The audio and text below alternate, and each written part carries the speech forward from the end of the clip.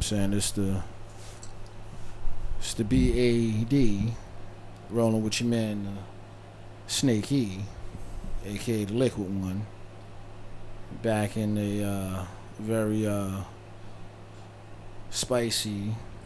Well, I guess we'll just call this a spicy tuna roll for this evening. But at the same time, we're here to you know what I mean, sauce up, marinate, and grill whatever tasty, delectable shit y'all trying to hear.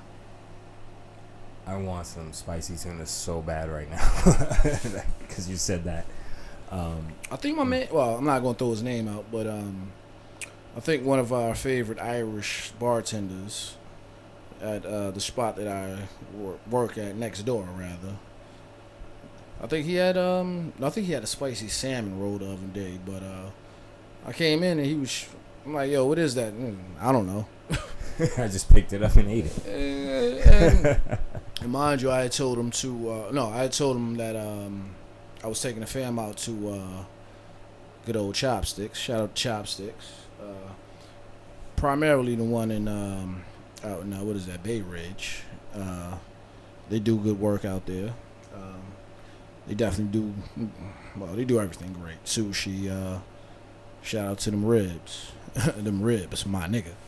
But yeah, your boy, I told him about all that, showed him the flicks afterwards, and he showed up the next day with some sort of spicy roll. I believe it was spicy salmon, but this isn't the sushi podcast. This is the buffet, or if you from certain parts of Brownsville, the buffet podcast. I was just about to say that, like you and Scram say the buffet. No. He says buffet. He says buffet. Listen, they said it enough now that it's like in my mind now. So when I hear buffet, I'm like, oh, that's weird. No, that shit still aggravates me. All right, the buffet. Does that aggravate you as like a culinary? I always struggle with that. Culinary. Thank you. Sensibilities. That's exactly why it aggravates me, because I actually paid attention in English class. And I get it, because more times than not you will hear me speaking very niggerishly, but at the same time the education is still there. Grammar's important. Reading is fundamental. And you know what? Alright, you know what? I can say this now, being I'm halfway through my 35th year on this earth. But yo, going to school and having mad West Indian teachers, oh yeah, that shit will be tattooed in your fucking soul, alright? Shout out to them, man. Yeah, fuck them, alright? Fuck them and fuck whoever they followed, alright? You know what I'm saying? They did a little too much. Now I get it. Yo, education is always important, but you know what? I got beat enough by my moms because of that. I'm not trying to get beat by another motherfucker. Especially at the place I'm trying to learn at. Oh no. Welcome, ladies, gentlemen, guys, gals, non-binary pals. I fused all the intros usually. I don't know why it all came. It's that weird muscle memory. But welcome everyone. Hey, listen, it's just one big love festival. You know what I'm saying? Yeah, no, all are welcome. And of course. Matter of fact, it's I forgot what whatever, what was that? Wayne Fest? Yeah. In Wayne's World Part 2? Yeah, it was Wayne Fest. It was Wayne, yeah, boy, you know what I'm saying? It's, matter of fact, no, a Snake Fest. Oh man, that's a good title, but I don't want to waste that on. Well, that won't be the title for this one, but that we definitely. Snake Fest is coming. I don't know what that'll be for. No, just stand by for Snake Fest. Maybe it'll be a birthday episode. This year. You know, and that's how you know you're dealing with two writers, because you're getting some real nice forecasts. The production meeting just spilled over into the actual episode. I mean, but is that not the best episodes? Real professional, like. Those are the best episodes, man. Well, the ones when we're unhinged, unchained, like my man from Baki. I forgot his name, son, but Mr. Unchained. No, Oscar. No. Was it? No, it wasn't Oscar. Mr. something. Damn, it's slipping my mind right now. It'll come back to dudes in a little bit. We've been partaking in certain things, but when it does, I guess we'll name the episode after him. It'll come to me. I know it'll come. Oliver. Yeah, Mr. Oliver. They kept calling him Mr. Oliver. Mr. Oliver. I mean, now that we've gone down that, now that the train has been directed that route, fuck it. That second season of Baki was popping, especially as it dropped during the pandemic when it was just purely Japanese. And I mean, you know, anybody that's in any anime knows that, you know, when you getting like that subtitle, you know, anime, you're getting that cocaine. You know what I'm saying? And this shit, much like them old school kung fu movies. You know what I'm saying? Me and the Dancing Bear earlier, we were. I mean, we like to document a lot of individuals, but you know what I'm saying? Jackie Chan and Sammo Hung are always in that rotation, and we watching a few other flicks, but they have, well, again, this is another distraction, but shout out to the Wu-Tang Collection on YouTube. They have a whole lot of classic cows, and just shout out to YouTube in general for keeping that alive, I guess. For that, and I mean, making it accessible. You can find a lot of classics on YouTube, son. Like classics, and you know, you can find a lot of mediocre shit on there too, but at the same time, you know. But either way, welcome to the Triple P's, guys. Perfect Plex Podcast. Welcome back. We missed y'all, as we often do. Sorry for the delay there, even though I released episodes recently. But I guess in accordance with the rules of COVID, I caught it again 1 year exactly, almost exactly, to when I caught it last year for our episode. It's Covey, baby. Happy episode, birthday to that. I'm probably going to have to put that in the end card now because I mentioned it. Go watch that. Yeah, if you haven't watched that, it's a great check episode. It's fun to make. Please do. We were still recovering from that in that episode, but it was a pretty good one. One of our longer ones. It was, you know, it had the spice melange. So it was Covey, baby, for me again for a couple weeks there, so I couldn't record, obviously, because I'm not going to affect my co-host and producer of the show. I guess we could have like Zoom called it, but that's kind of budget. The energy's not there. Also, I was feeling like shit, mostly sleeping. And we're not visual yet, so. Yeah, I mean, could you imagine me just like one eye half open, dead, like trying to summon hard hitting analysis on Dayquil and fucking Vapor Rub and vitamin C. Shit, that may have been one of our more most rated episodes, man. But you know, I think we were just so happy to not be dead, but also just have something to do because niggas was just down, like and hard off that. It was a different time. Yeah, you know, the apocalypse is still raging. Even though I put At the End of the World on the episode still because it's our nice little gimmick. It seems less like the end of the world, at least as far as apocalyptic viruses go, monkeypox aside. But since we got a touch political last time, I'm not going to go into it here. Well, I mean, apparently there's another virus in China, but yeah, I heard about that. We won't touch on that.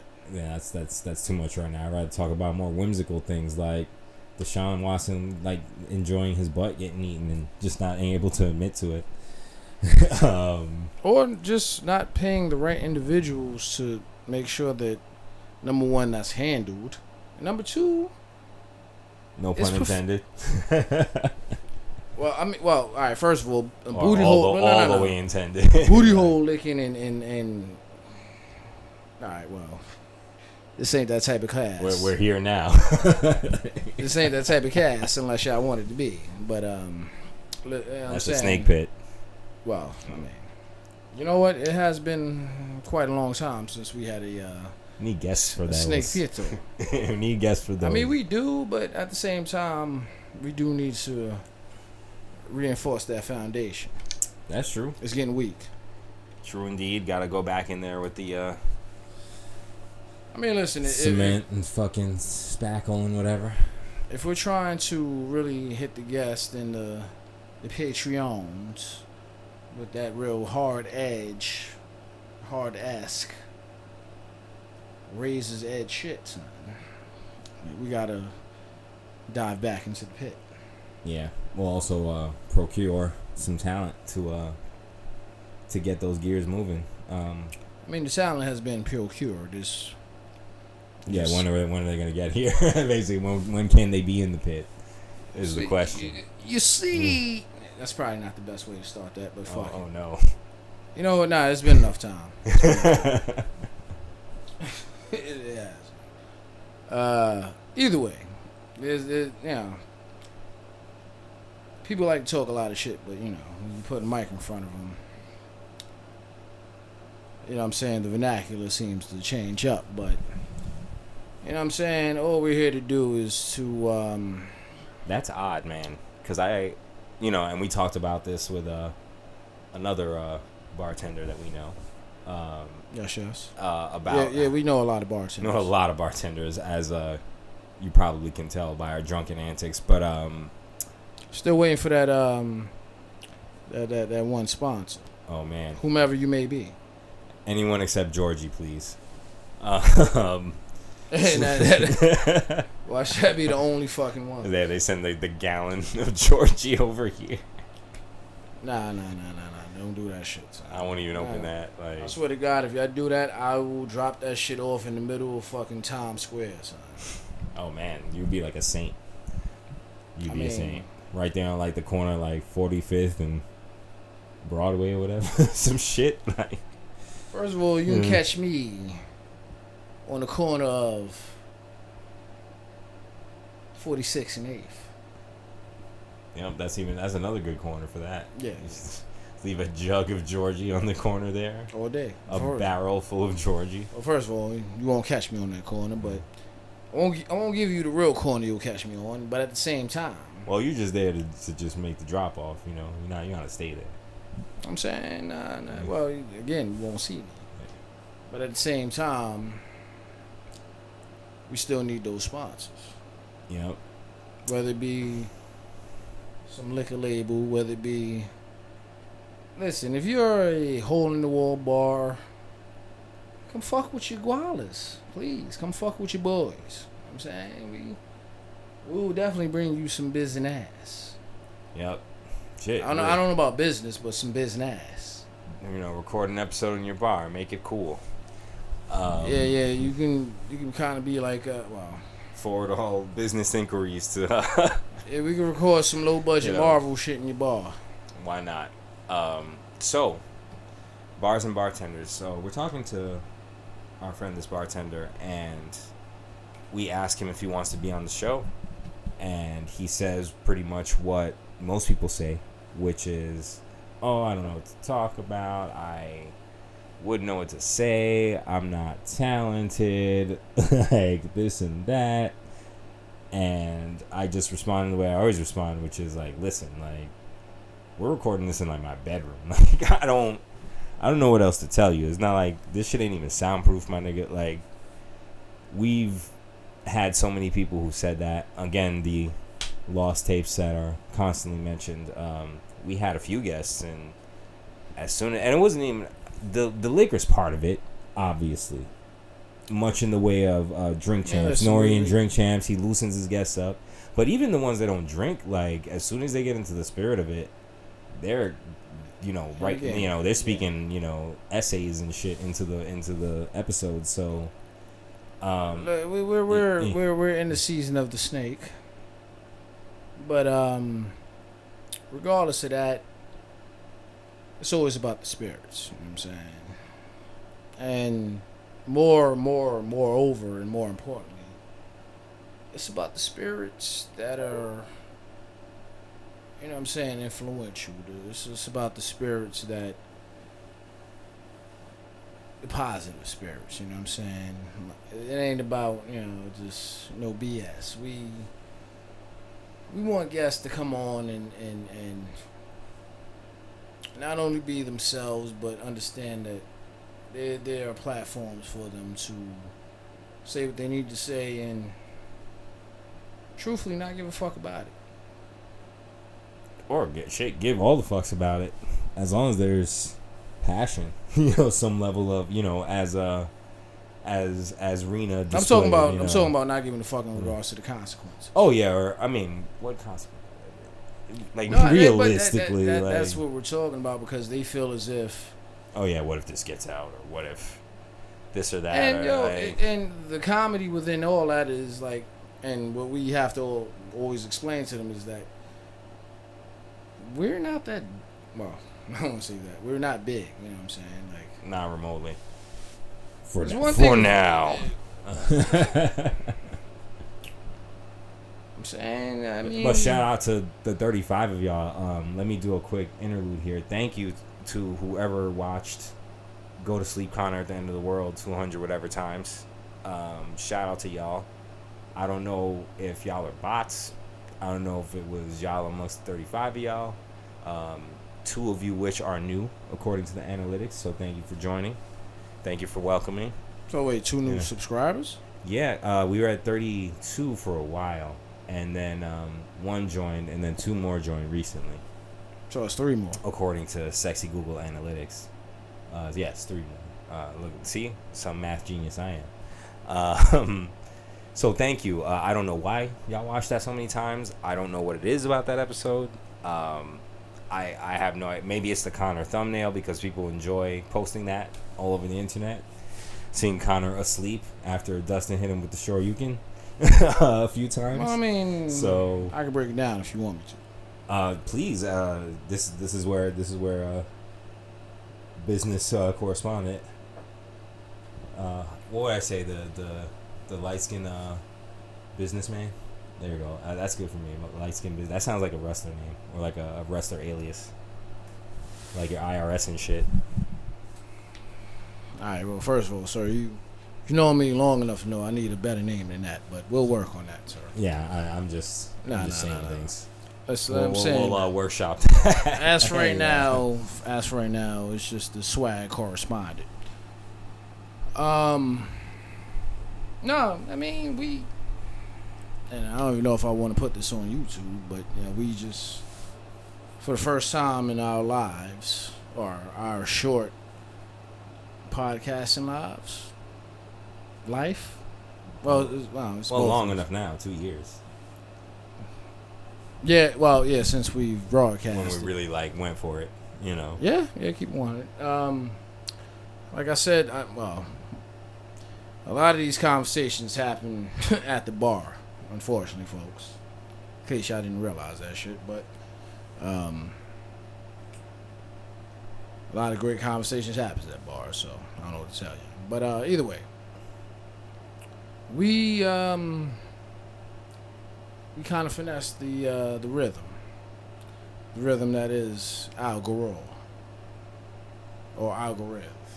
I mean, at least with that, Connor's a popular guy. It makes sense that the bots would pick up on that and hopefully, I guess, put that out into the algorithm. I hope we were. Now here's where I will, like a good butcher, I'll gonna fillet some shit. I'll slice separate meat from bone, trim the fat. Other butcher analogies. Thank you. No, I'll slice that New York strip the way you want it. You know what I'm saying? Right. Whether you want it, you know what I'm saying, 1 inch, 1.5. Honestly, I don't know if you want it more than 1.5, because a 2-inch New York strip, it may be a little too much. And I don't know any chef that would want to cook a fucking 2-inch New York strip. But sounds like a danger of overcooking it, burning it. Realistically, I don't know. Again, no real chef would want to do that, because if you got a 2-inch New York strip, you just cut that in half and have. And then make 2. Why would you? Why would you? Unless you're a madman, and you know what? Part of me is somewhat madman, so stand by for that 2-inch New York script. That's what I was gonna say. That video, you won't. It would just be your hand, like just your hands. And again, understand this, folks. That definitely won't happen no time soon. Definitely, you know what? That'll be the 100 subscriber reward, maybe. Food reveal, you cooking in a lucha mask. Maybe. That sounds like a fun short or something like that, you know. Nah. You know what? Just because I'm a man of the people, whenever I go out to check the fam out in Florida, that may be for New Year's. Hopefully my co-host can join me for that. But fingers crossed. But yeah. Quiet as kept, fans. I'm helping the fam move down to Florida. I won't tell y'all motherfuckers what part, but that's kind of why these. They going to crazy land. I mean, Crazy Land, Fantasy Island, it's all the same shit. Point is, there's a lot of shit that's been going on these last. You know what? I don't even know. I've lost track of time. Some days. Forgot what day it is. A fortnight, right? A fortnight is 2 months, right? A fortnight. Speaking of fortnight, the nerds are clashing. Actually, I just created a new word. Nerds are clashing. It sounds like clash and collapse together. Exactly. Clashing. But DBZ and Fortnite. Yeah, them Goku memes are hilarious. Oh my god. It makes all the sense in the world, but at the same time, you know what? This ain't that. Platano Man, shout out to him. Like I told you, saw him the other day. He wants us to play so bad. He wants me to play so bad with the squad that he's on. What, Fortnite? Yeah, because they've been playing that ever since kind of like Warzone, Call of Duty Warzone kind of died. And that was the only shooter I ever really was into like that since I was a kid.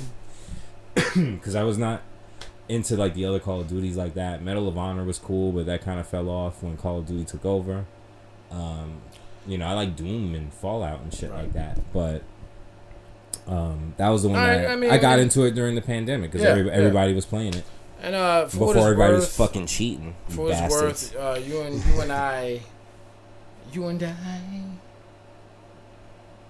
Actually, it's some old Jodeci shit. I'm not gonna hit those notes. I mean, I wasn't always into first person shooters. I guess this will be one of the first light-skinned confessions, but one of the first. No. Yeah, confessions. How many episodes we deep in? Confessions, not theorems. No, not prophecies. Exactly. That's a different thing. Okay. We need a sound effect or something, some kind of something to up the production value whenever you make a light skin prophecy, like Johnny Carson wearing the turban or some shit. I don't know, something. I mean, listen, you know what I'm saying? Anytime some kind of Negro Damas reference, maybe like R.I.P. to Paul Mooney. R.I.P. I remember when I gave him that pound and whatever that weird little 24-hour. It wasn't a diner, but that little cafe that was on. What was that? 8th Ave. Don't know.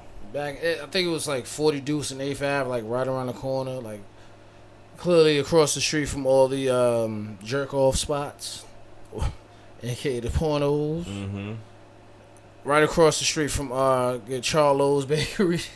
Wow, bring it back. Bring it back. That shit is still over there. Is it? I don't recall. That's the main one. All right. Quiet as kept. As I told the liquid one, or the one of liquidity, this past weekend, I drove the fam out to PA, to a certain Wind Creek resort. This probably was on one of the last or lost episodes, but If I never told y'all this, I am Black, Native American, and Irish. I put it in that order, or I put it in that order because that's just how. Percentages. Not even percentages. That's just how a nigga was raised. There you go. I don't know no Irish niggas from my family, so. So there you go. As a matter of fact, I don't know. I don't know very. I don't think I know anybody that's a Native American from the fam too, but we're it's the Porch Creek Indians, but they're known as I think Wind Creek now in regards to like the resorts they own, but either way, we were out there chilling. I believe I won all of $30 out there. That was nice. Had some pretty okay Chinese food. Well, not even okay. Overpriced Chinese food, but whatever. At least it wasn't bad. No. It wasn't, but it wasn't chopsticks. We need that sponsorship. That's the second reference to them. So. Saying, like, hey, listen. If y'all are out there, please. I'll take that over the Lakers sponsorship or sake sponsorship, which we asked for last time. See, that's the thing, saying we can combine all of that. Sake and Chinese food. Like, when we finally do face reveal, it's just gonna be us and a table full of Chinese food and sake on the table. And the gallon of Georgie, the aforementioned gallon of Georgie. Wearing Lucha Libre masks. Possibly cooking on screen. Like, we'll just be such a weird variety show at this point. Like, I mean, well, listen, bro. We dudes grew up around the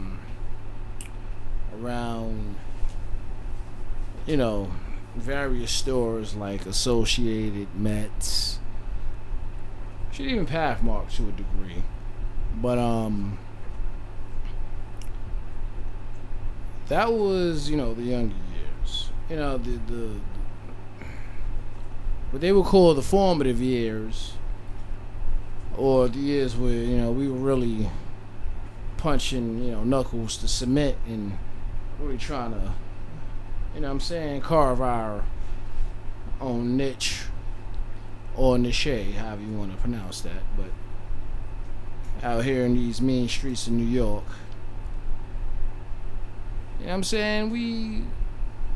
we were more attached to the good old chicken spit out, and of course good old Texas always comes to the forefront. But do you want to title this after Texas, since we already got Crown Fried no immortalized as an episode title? No.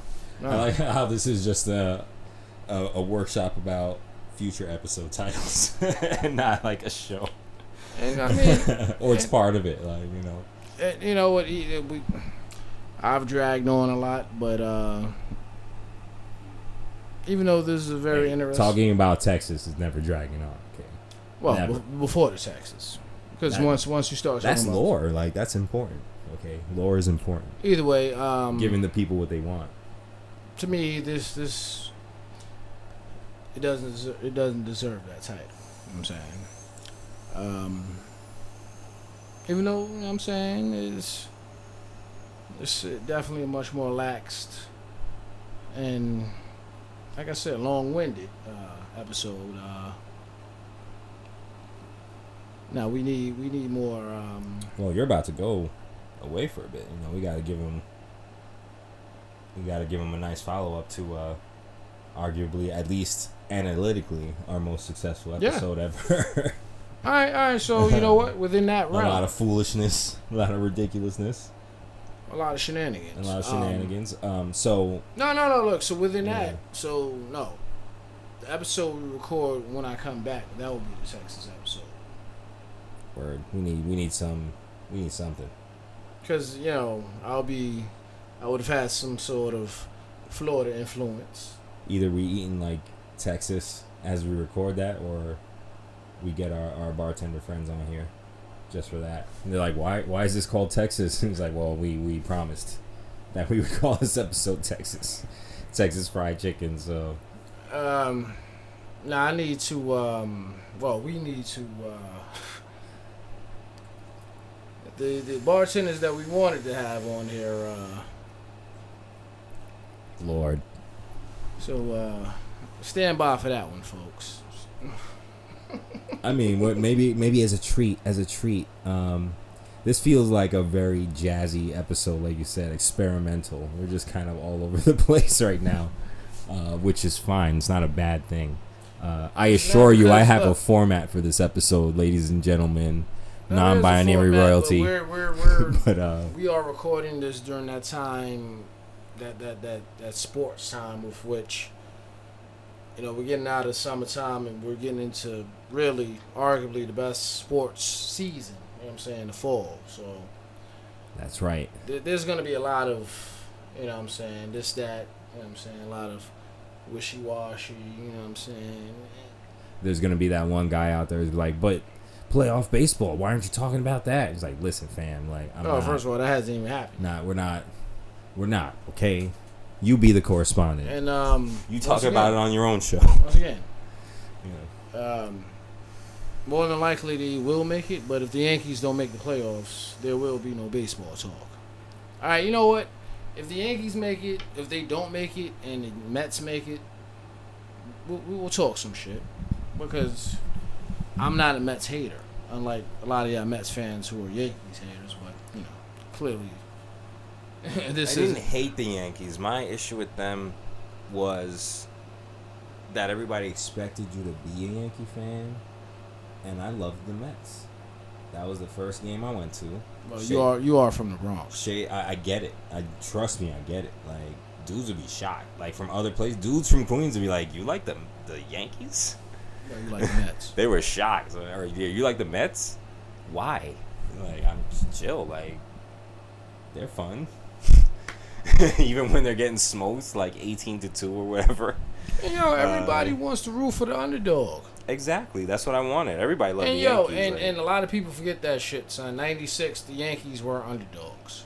Exactly. And I loved them because they had a lot of my favorite players at the time. 98, the Yankees were underdogs. Like I mentioned David Cohn previously on the show. Guys like that. I loved... I just love that they had this perfect balance of offense and defense, and like they played so well. Like it. So in other words, you really should have just been a Braves fan, but whatever. I did like the Braves. Oh, it did. I did because Maddox, Glavine, and I always forget the third one. Maddox, Glavine, and Smoltz. Yeah, John Smoltz. How could I forget the closer who was a Met? So I probably should have remembered his name first, but.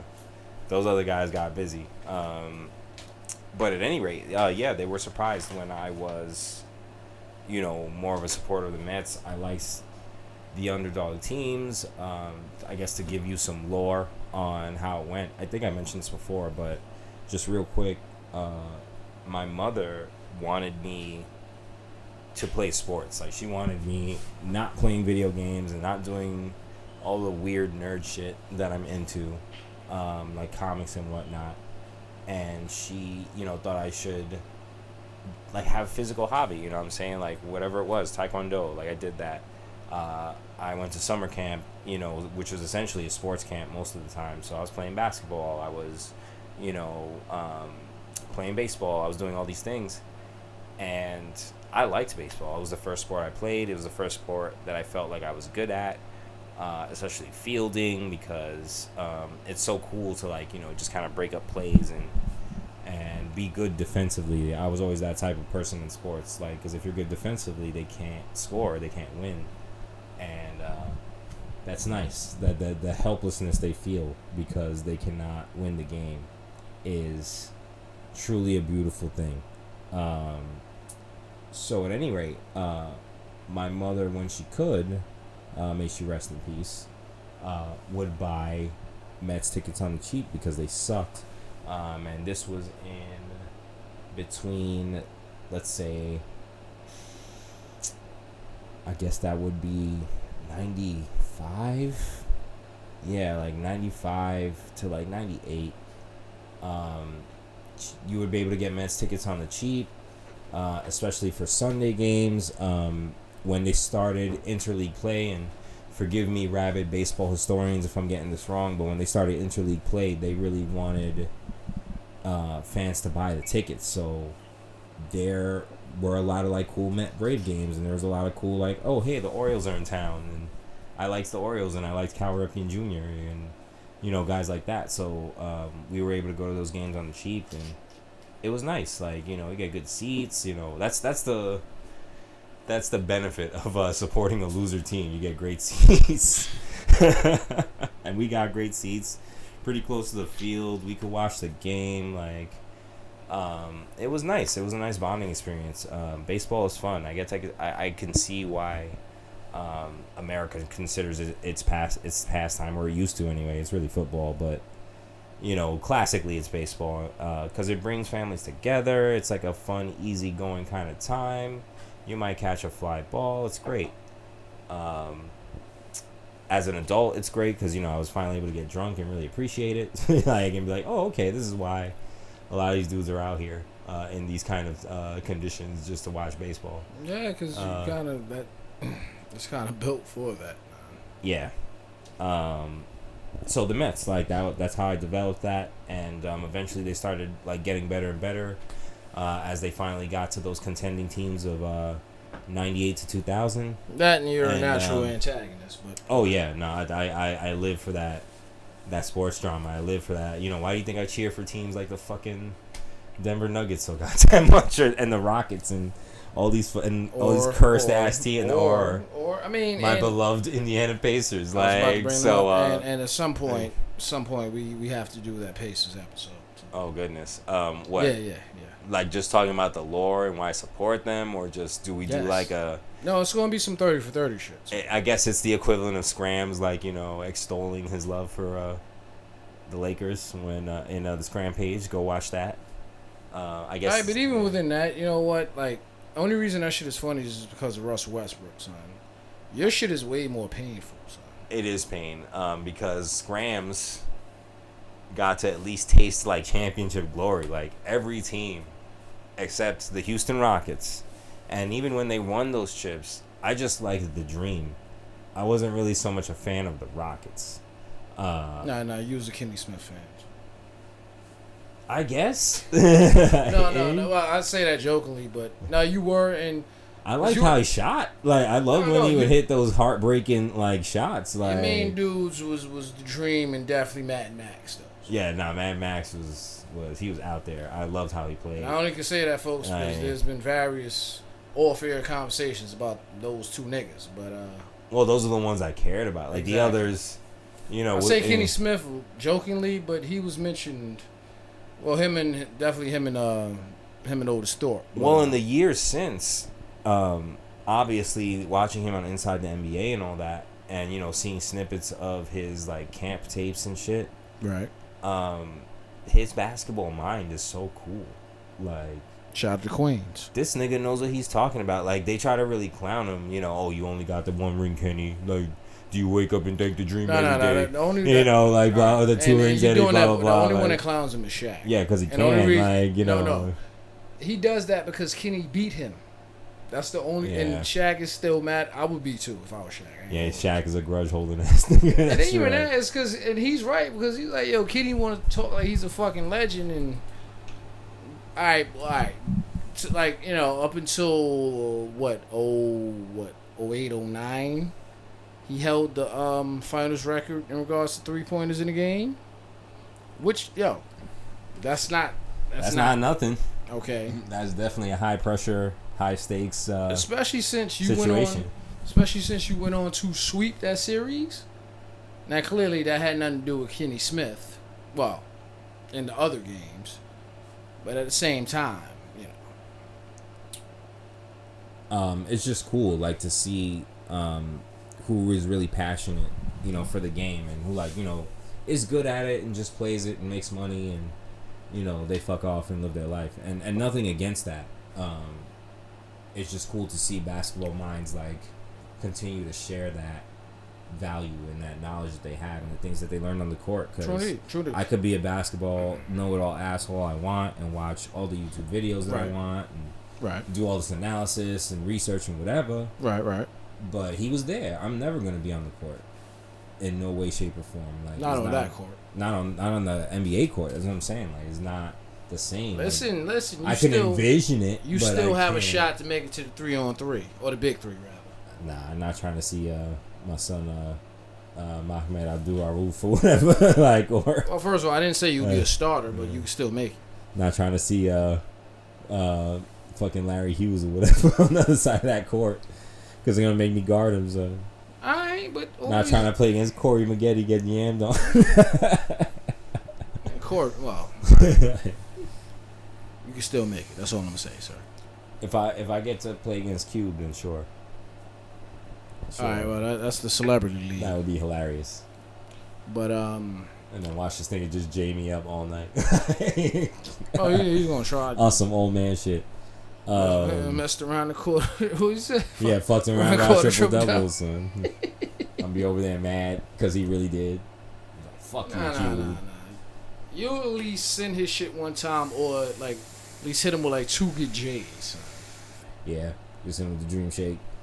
Cause you at least got at least like 6 inches over him. Yeah, I'm definitely taller than him. So you know what I'm saying, if you're feeling good enough, and you know, if I hit that good 3 in his face, then maybe. Especially if it's on live TV. Oh my goodness. I hit you in your gym, my nigga. You know what I'm saying? Asked him to play Natural Born Killers, then he has me killed after the game. Nah, you be alright, son. Nah, it'd be worth it. It'd be worth it for New Jack. All right, I was about to say, the spirit of New Jack will save you. Exactly. It'll enter my bodies, and then we'll really have a game. Either that or it'll just sub you out. And what a wonderful segue. But tune in for that Indiana shit. That's not a bad idea, given... real quick aside. Man, this is an episode of Sides. Real quick aside, the Pacers appear to be blowing it up, and that makes me kind of sad because they had quality pieces. Did not, I maintain again and again, did not have to trade Sabonis away.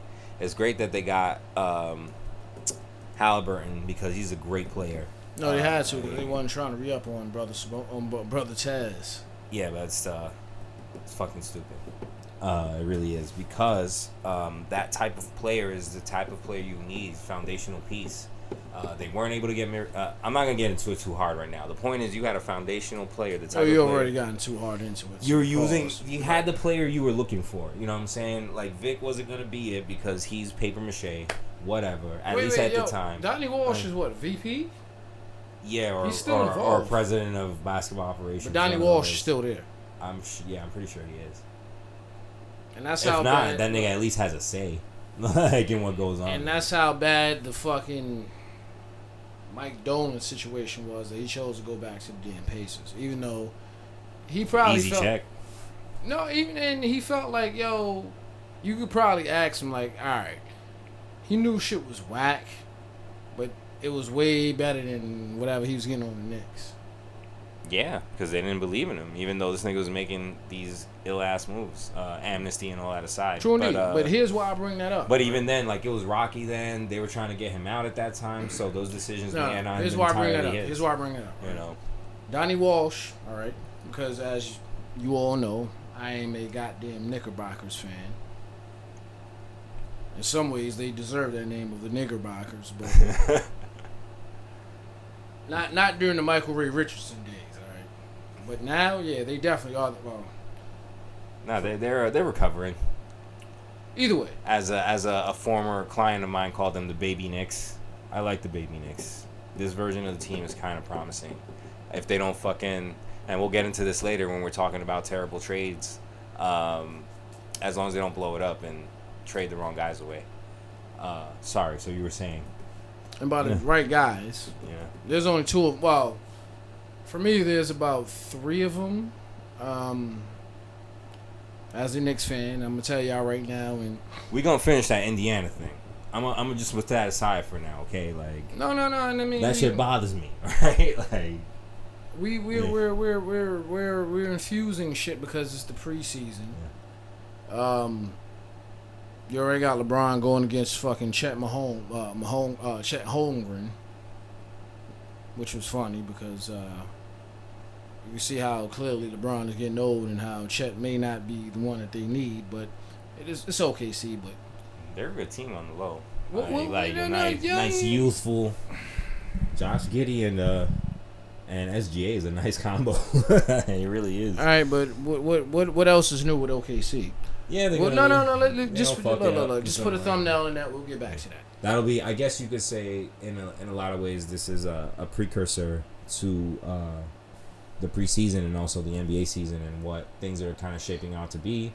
Trade season is more or less over, so I'm pretty sure these are rosters we're going in with, aside from whatever minor deals are going to happen. Has the season really ended? No.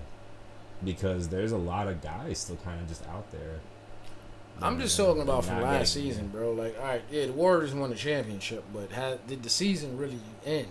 Not for a lot of teams, because a lot of teams, not that I want to take away from the Warriors' run or anything, but a lot of teams are just kind of like knocked out because of a catastrophic injury. And I know that's every year in every sport, all the time. Yes. But teams like the Nuggets that I mention all the time, teams like that, just had certain punches missing. The Lakers are a puzzle piece team. Like there's certain contenders that were not coming in with the gas. The Clippers, a lot of people are projecting the Clippers as usual to make the noise because they're gonna have their best players back. But I'm gonna say this again: the Clippers won't ever win the championship until they get out of LA. Yeah, the curse. Do you think the curse is localized to LA? Yo, go back to Buffalo and see what happens. That'd be funny if that's when they get it right. That'd be hilarious. And then they have to jump through mad flaming tables or whatever. Nah, they were trying to be too fucking fancy, bro. Like, they should have never went to LA. They could have went anywhere else, bro. They could have went to St. Louis. They could have went to Jesus. They could have went anywhere else, son. They could have went to Charlotte before the Hornets. Okay, they could have went anywhere else. You wanted to go to LA, and now you're stuck and. You want to blame it on everything else. Get the fuck out of L.A. Yo, go to Vancouver. The return of the Vancouver Clippers. That kind of has a nice ring to it. A little bit. Another Canadian team. Why not? You might as well, bro. Like, first of all, you need another Canadian team. Or, like, you're not going to get a Mexican team. That would be awesome. And look, basketball, the NBA is a foreign the Central brand. American team or, like, the Puerto Rico team or whatever. Imagine that shit. That would be hard. Yeah, but well, again, it's gonna have to be in North America because you damn sure. I mean, unless you're going, all those places count. Unless you're finally gonna give Puerto Rico their own team, which that'll be ill. But I mean, they have their own Olympic team, so again, but there won't be a lot of Puerto Ricans on that team, though. I don't think they would care, but actually, Puerto Ricans won't give a fuck at all. Nah, we got a team, and they good. If they're good, especially, then they don't give a fuck. You know what I'm saying, shout out to the Puerto Rican hoes. Shout out to Carlos Arroyo. Well, you know what? If he's the coach, or makes sense for him to be. So. Was he gonna suit up? He's the 8th man, so he's getting minutes like Manu Ginobili on Argentina. Well, I mean, your man Chauncey Billups always said he had problems with that man. So him and Tyronn Lue, who I named earlier, in that episode of Open Court where they named the most obscure dudes that gave him the most problems. That was Chauncey Sue. Of course, Isaiah Thomas always talked about Steve Coulter with the crooked leg. Of course, Shaq always talked about Big Country. Your man Kenny Smith talked about this boy named Dana Bowers, who I believe was black and Hispanic. I think he was black and Puerto Rican too. Black and Hispanic of some sort. Charles Barkley, of course, talked about Papa. And your man Reggie. Second Popeye Jones reference in the same in this night. Well, we are in Brooklyn. And your man Reginald. Of course, he had to be the one weirdo and named fucking a top 50 player. and Joe Dumars. Yo, come on. Come on, Reggie. Come on, Reggie. It doesn't count. I forgot who Chris Webber mentioned, but it really doesn't matter. Someone actually outscored, probably. No, it was. Somebody that had an ill pump fake. Some like big white boy that could shoot. I forgot who it was, but actually it may have been my man that used to be on the Sonics. I forgot, but some ill white dude from back in like late 80s, 90s that had an ill pump fake. That was Chris Webber, and of course Reggie had to mention. Damn, Reggie, you Brother Joe. You make it so hard for me. You really do, son. And again, you chose that life. I have to accept it, I guess. If y'all still wanna send me that Reggie Miller jersey, the away one with the blue, because I was like, I never liked the yellow or the golds, especially the gold with the stripe. That shit always looked corny to me for some reason. I don't know why. God, yellow with the pinstripe? I like those. I don't like they had the bright yellow with no pinstripe. Oh, no, what you're talking about. Oh, the throwbacks. Yeah. I like the pinstripe. I don't like the yellow with the pinstripe. The yellow with the pinstripe, that, like, first of all, that, to me, that was always when they would make their statements. Especially during your favorite years, the Jermaine O'Year. Jermaine O'Years. Yeah, Jermaine O'Years. Yes, sir. But, when they were really wrecking shit, him and Ron, they would wear those. They would wear those or the white ones. They really, like, back in them days, they rarely busted the blue ones, which, like, I hate it, because when they busted the yellows, they look like assholes, and I'm like, all right, I get it. But getting whooped in the canary yellows. Yeah. So, precursor to the season. We will talk further about the season and I guess do a season preview thing next time. When we let things, things need to develop a little bit more. We haven't even gotten to summer camp yet, if I'm not mistaken. I mean, summer league is it, and the Drew League happened, and the. All right, but camp hasn't started though. No, not yet. Not as far as I can tell. Nah, because now camp starts in like late September. Yeah. Mid to late September. Yeah, I just always mark like the Drew League and the crossover and all that stuff as like because they're playing at a high level, So. And more than any other. I'm not sure why he chose to do this when he got old, but you're seeing Braun out there a lot now. Son. I think because he wants to be less of a stick in the mud about doing fun shit in basketball. Now that he is, he was never a stick in the mud, bro. I think it's more like about risk. I think he realized he's like, all right, God forbid I enter this dunk contest or whatever that I want to enter, because he said that he's like, I want to be in it, but I don't want to risk injury because I see all these little niggas. I can't remember what All-Star weekend that was or some shit. I remember someone. He announced it. Yeah. And he's like, I just don't want to risk it. And I was like, I can respect that. Much as I would love to see you in the All-Star game or the dunk contest. All right, but you're playing in all these summer leagues, though. Yeah. But now, because he's old man Braun, I feel like injury is less of a concern for him. He's a billionaire. Like Hollywood Bronovich. Exactly. If he's, God forbid, I don't want to, as much as I said fuck LeBron James, I don't want him to snap his leg in half at the Drew League or whatever, or the crossover. Knock on wood, but let's say he did, hypothetically, or had some other minor injury that he couldn't play or play ever again. It's cool. The man got 4 rings, challenging Jordan, which is no small thing. He's not challenging Jordan. Well, as close as, who else is closer right now that is active besides Steph?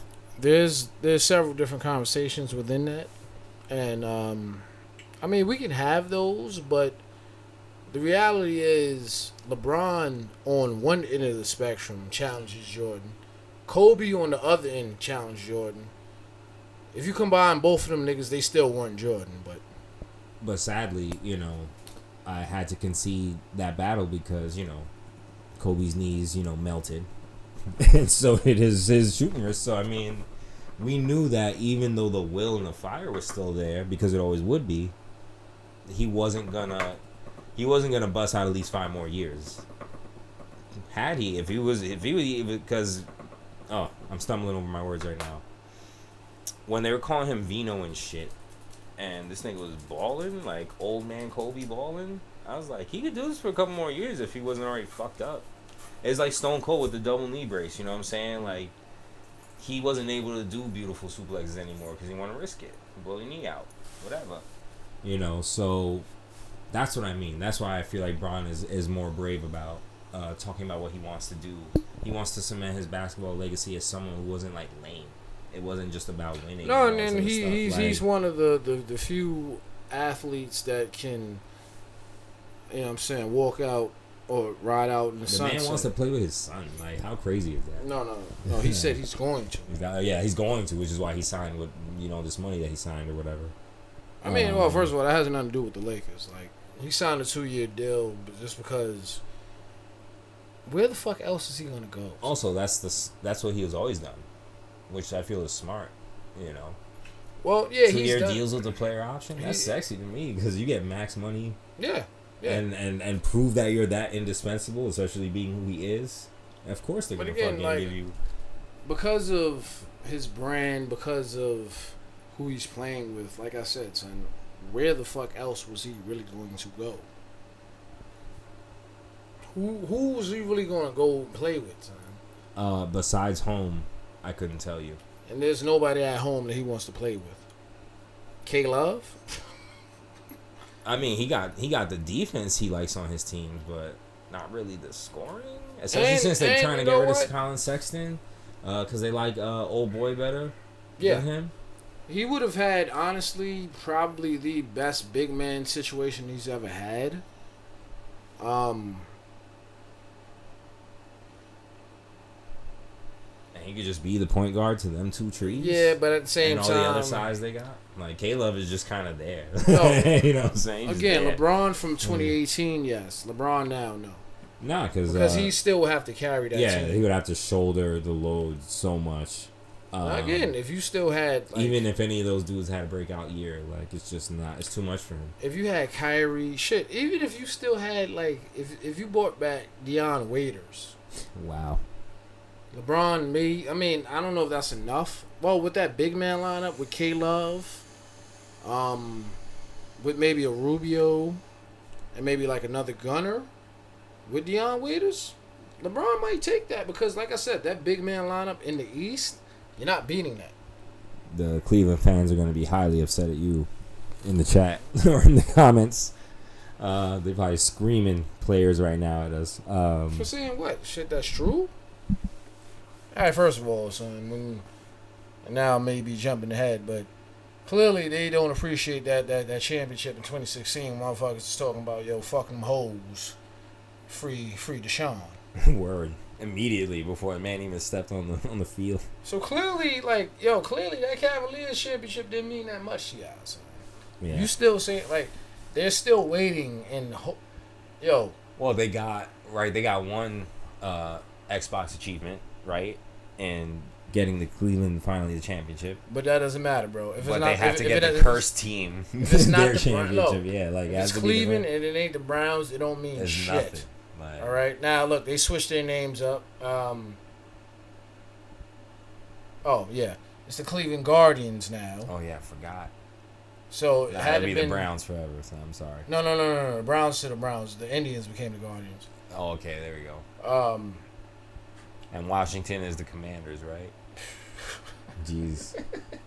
They should have stayed Washington football team. That shit was hard.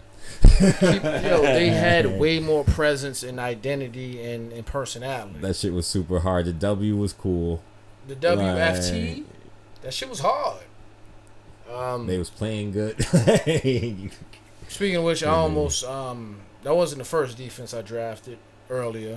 Fuck the link. I gotta join the league. I don't know if that's gonna happen because I'm not gonna have time to bring anybody else in. Right now, it's a 4-team league. If I get somebody else, because it would just be me, you, and Scrams, and somebody else. But I don't know if I have time to bring some.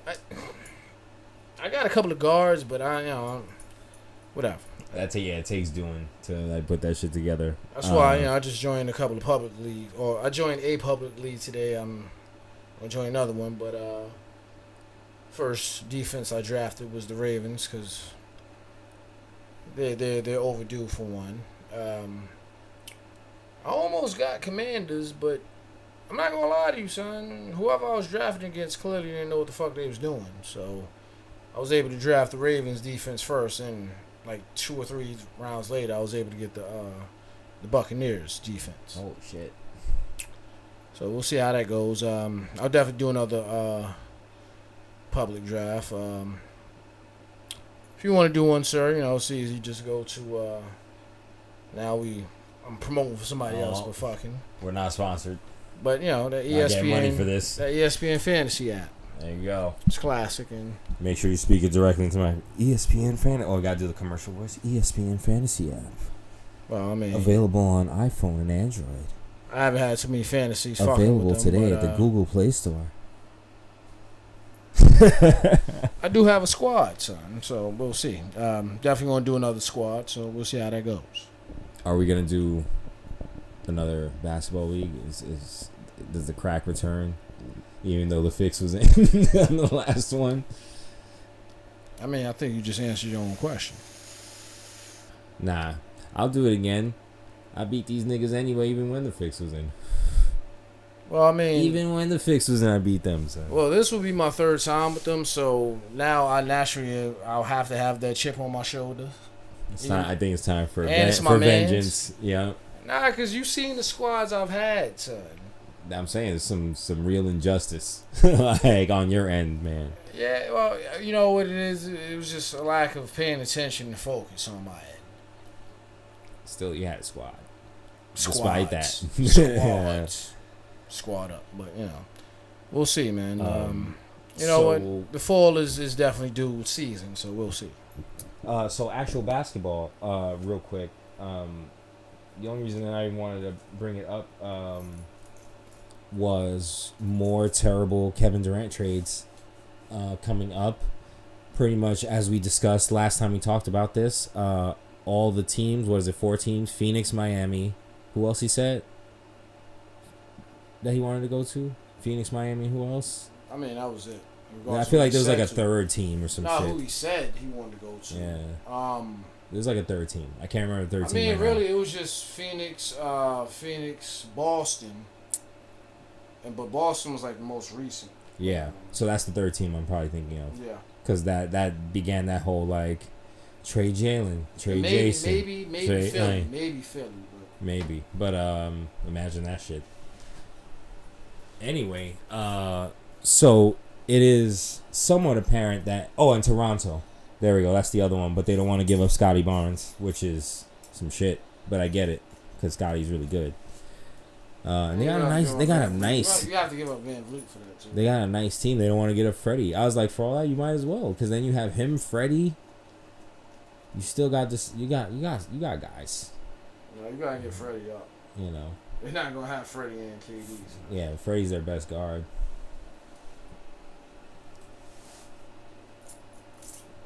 That's probably why, like, he even considered going there, because they actually have a respectable squad that could get it in, like, especially in the Eastern Conference, and in that division, which is, quote unquote weaker. He was trying to replace. He was trying to.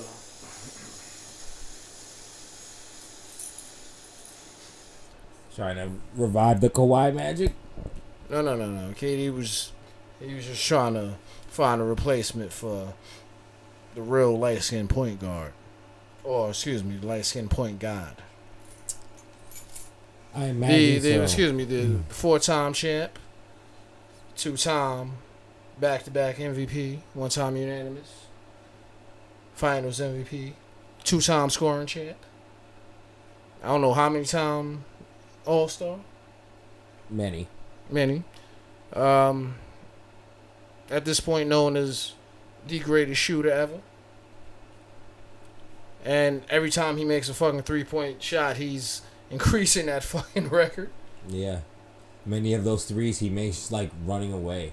No, he takes them and just runs away. How many times? I mean, all right, we saw John Stockton, but they fronted on him, and it wasn't as prolific. They made his. Because if that was Magic Johnson, we'd have been or Isaiah Thomas or we would have lost our minds. If it was Tim Hardaway, if it was. They made John's game about. If it was anybody black, I don't even want to say. Same thing to Steve Nash to a degree. They made their games about their playmaking and not their scoring ability, even though both of them could score like a motherfucker when they had to. Well, look, some of that was Steve Nash's fault. You know why? Because his scoring was way more. He got more notoriety for his scoring on the Mavs, but his assist got more fame because of who he was playing with on the Suns. And once again, shout out to Brother Scrams, bro. He said it.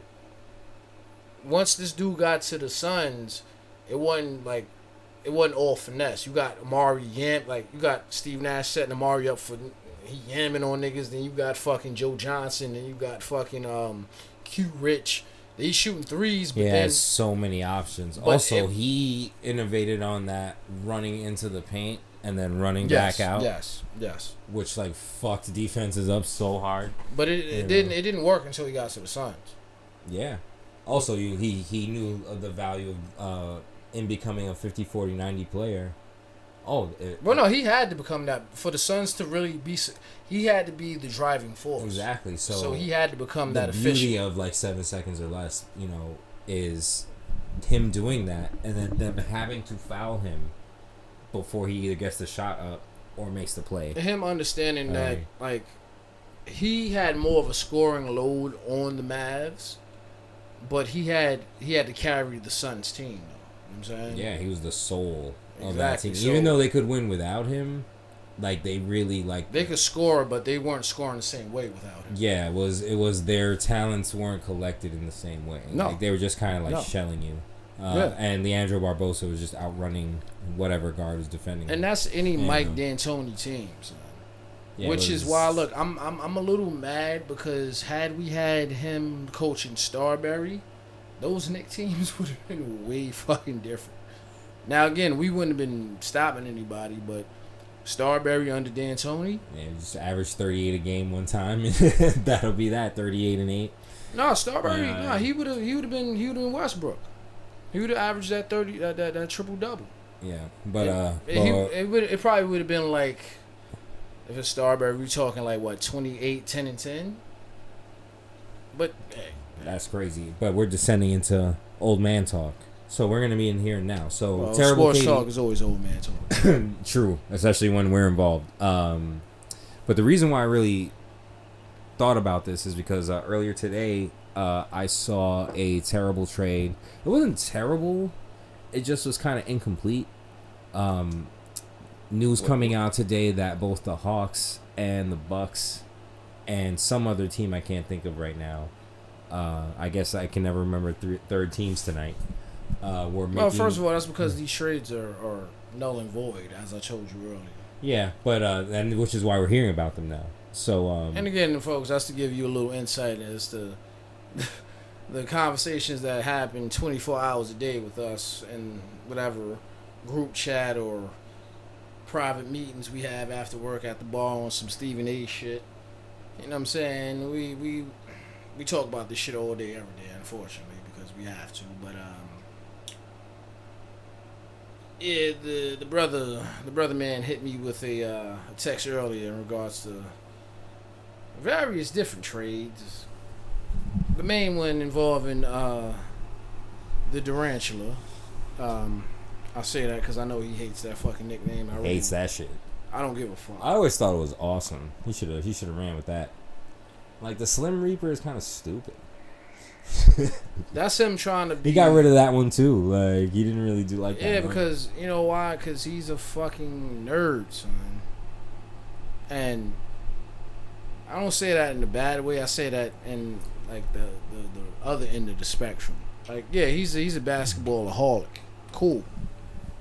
You could tell that by his shape up, son. Yeah, there's that meme of him because he balding on top or whatever. Well, yeah, even before that. Son. Yeah, but he's super his patches now. Yeah. So they showed that. They showed the top of his head. They showed this nigga's ankle, which was mad ashy, like mad dry, like. Now he's pretty much that OG at whatever. Like whatever. If you play ball on like a Saturday morning, Yeah, he's there. He's the first at the nigga Y, there. like he's the OG, and like Everybody knows him there. Like he's in that gray sweatsuit, the full sweatsuit. every weekend too. Like you don't ever see him change it up. The same suit. Now again, The same black Air Forces.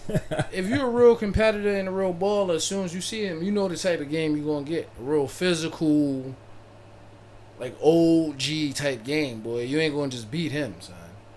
Nah, he ain't, cause he will foul your ass. Yeah, he'll put that elbow into your shit. He'll foul you like it's Game 5 of the Eastern Conference Finals, right? And that ring is on the line, son. Now he'll foul you like he's John Starks, cause he wanted to be John Starks. Exactly. If he can make it, I can make it. I was good.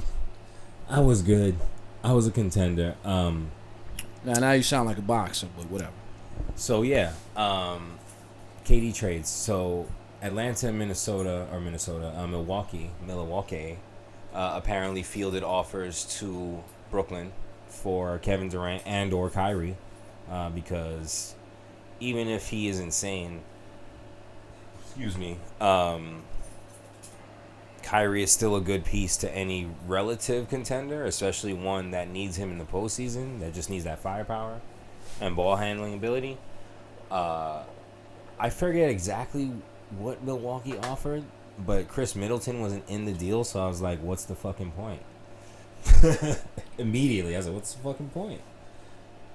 You need him in that deal, like if that's gonna happen, like that's just. No, Kyrie. Honestly, if I'm Kyrie for Drew Holiday, that's another maybe one. Like saying is similar level, you know. I know Kyrie for Drew Holiday. Good old Big Eyes. What's his name? They used to be on the Knicks. Shit. You know what I'm talking about? Big Eyes. Big shocked eyes. Bobby Portis? Yes. Yeah. Yes. For him, yeah. Drew Holiday, Bobby Portis. DiVincenzo? He's gone. He's on the Clippers now. Oh yeah. It would have been him. Nah, but they swooped somebody else. The Bucks swooped somebody else that was nice too. They nice. did. I can't back think up of who that PG. is right All right, so forget who that is. All right, so, research right now. So no. This is for Kyrie, right? No, for KD. Like I don't honestly really like. First of all, KD. They don't. The Bucks KD don't. And Giannis. The Bucks don't need Kyrie. They got Drew Holiday. Like, if anything, I would say they would just get under guards under him because he's kind of injury prone. But other than that, like that man is. If you tell me that Kyrie is gonna give me 70, I want to say 70.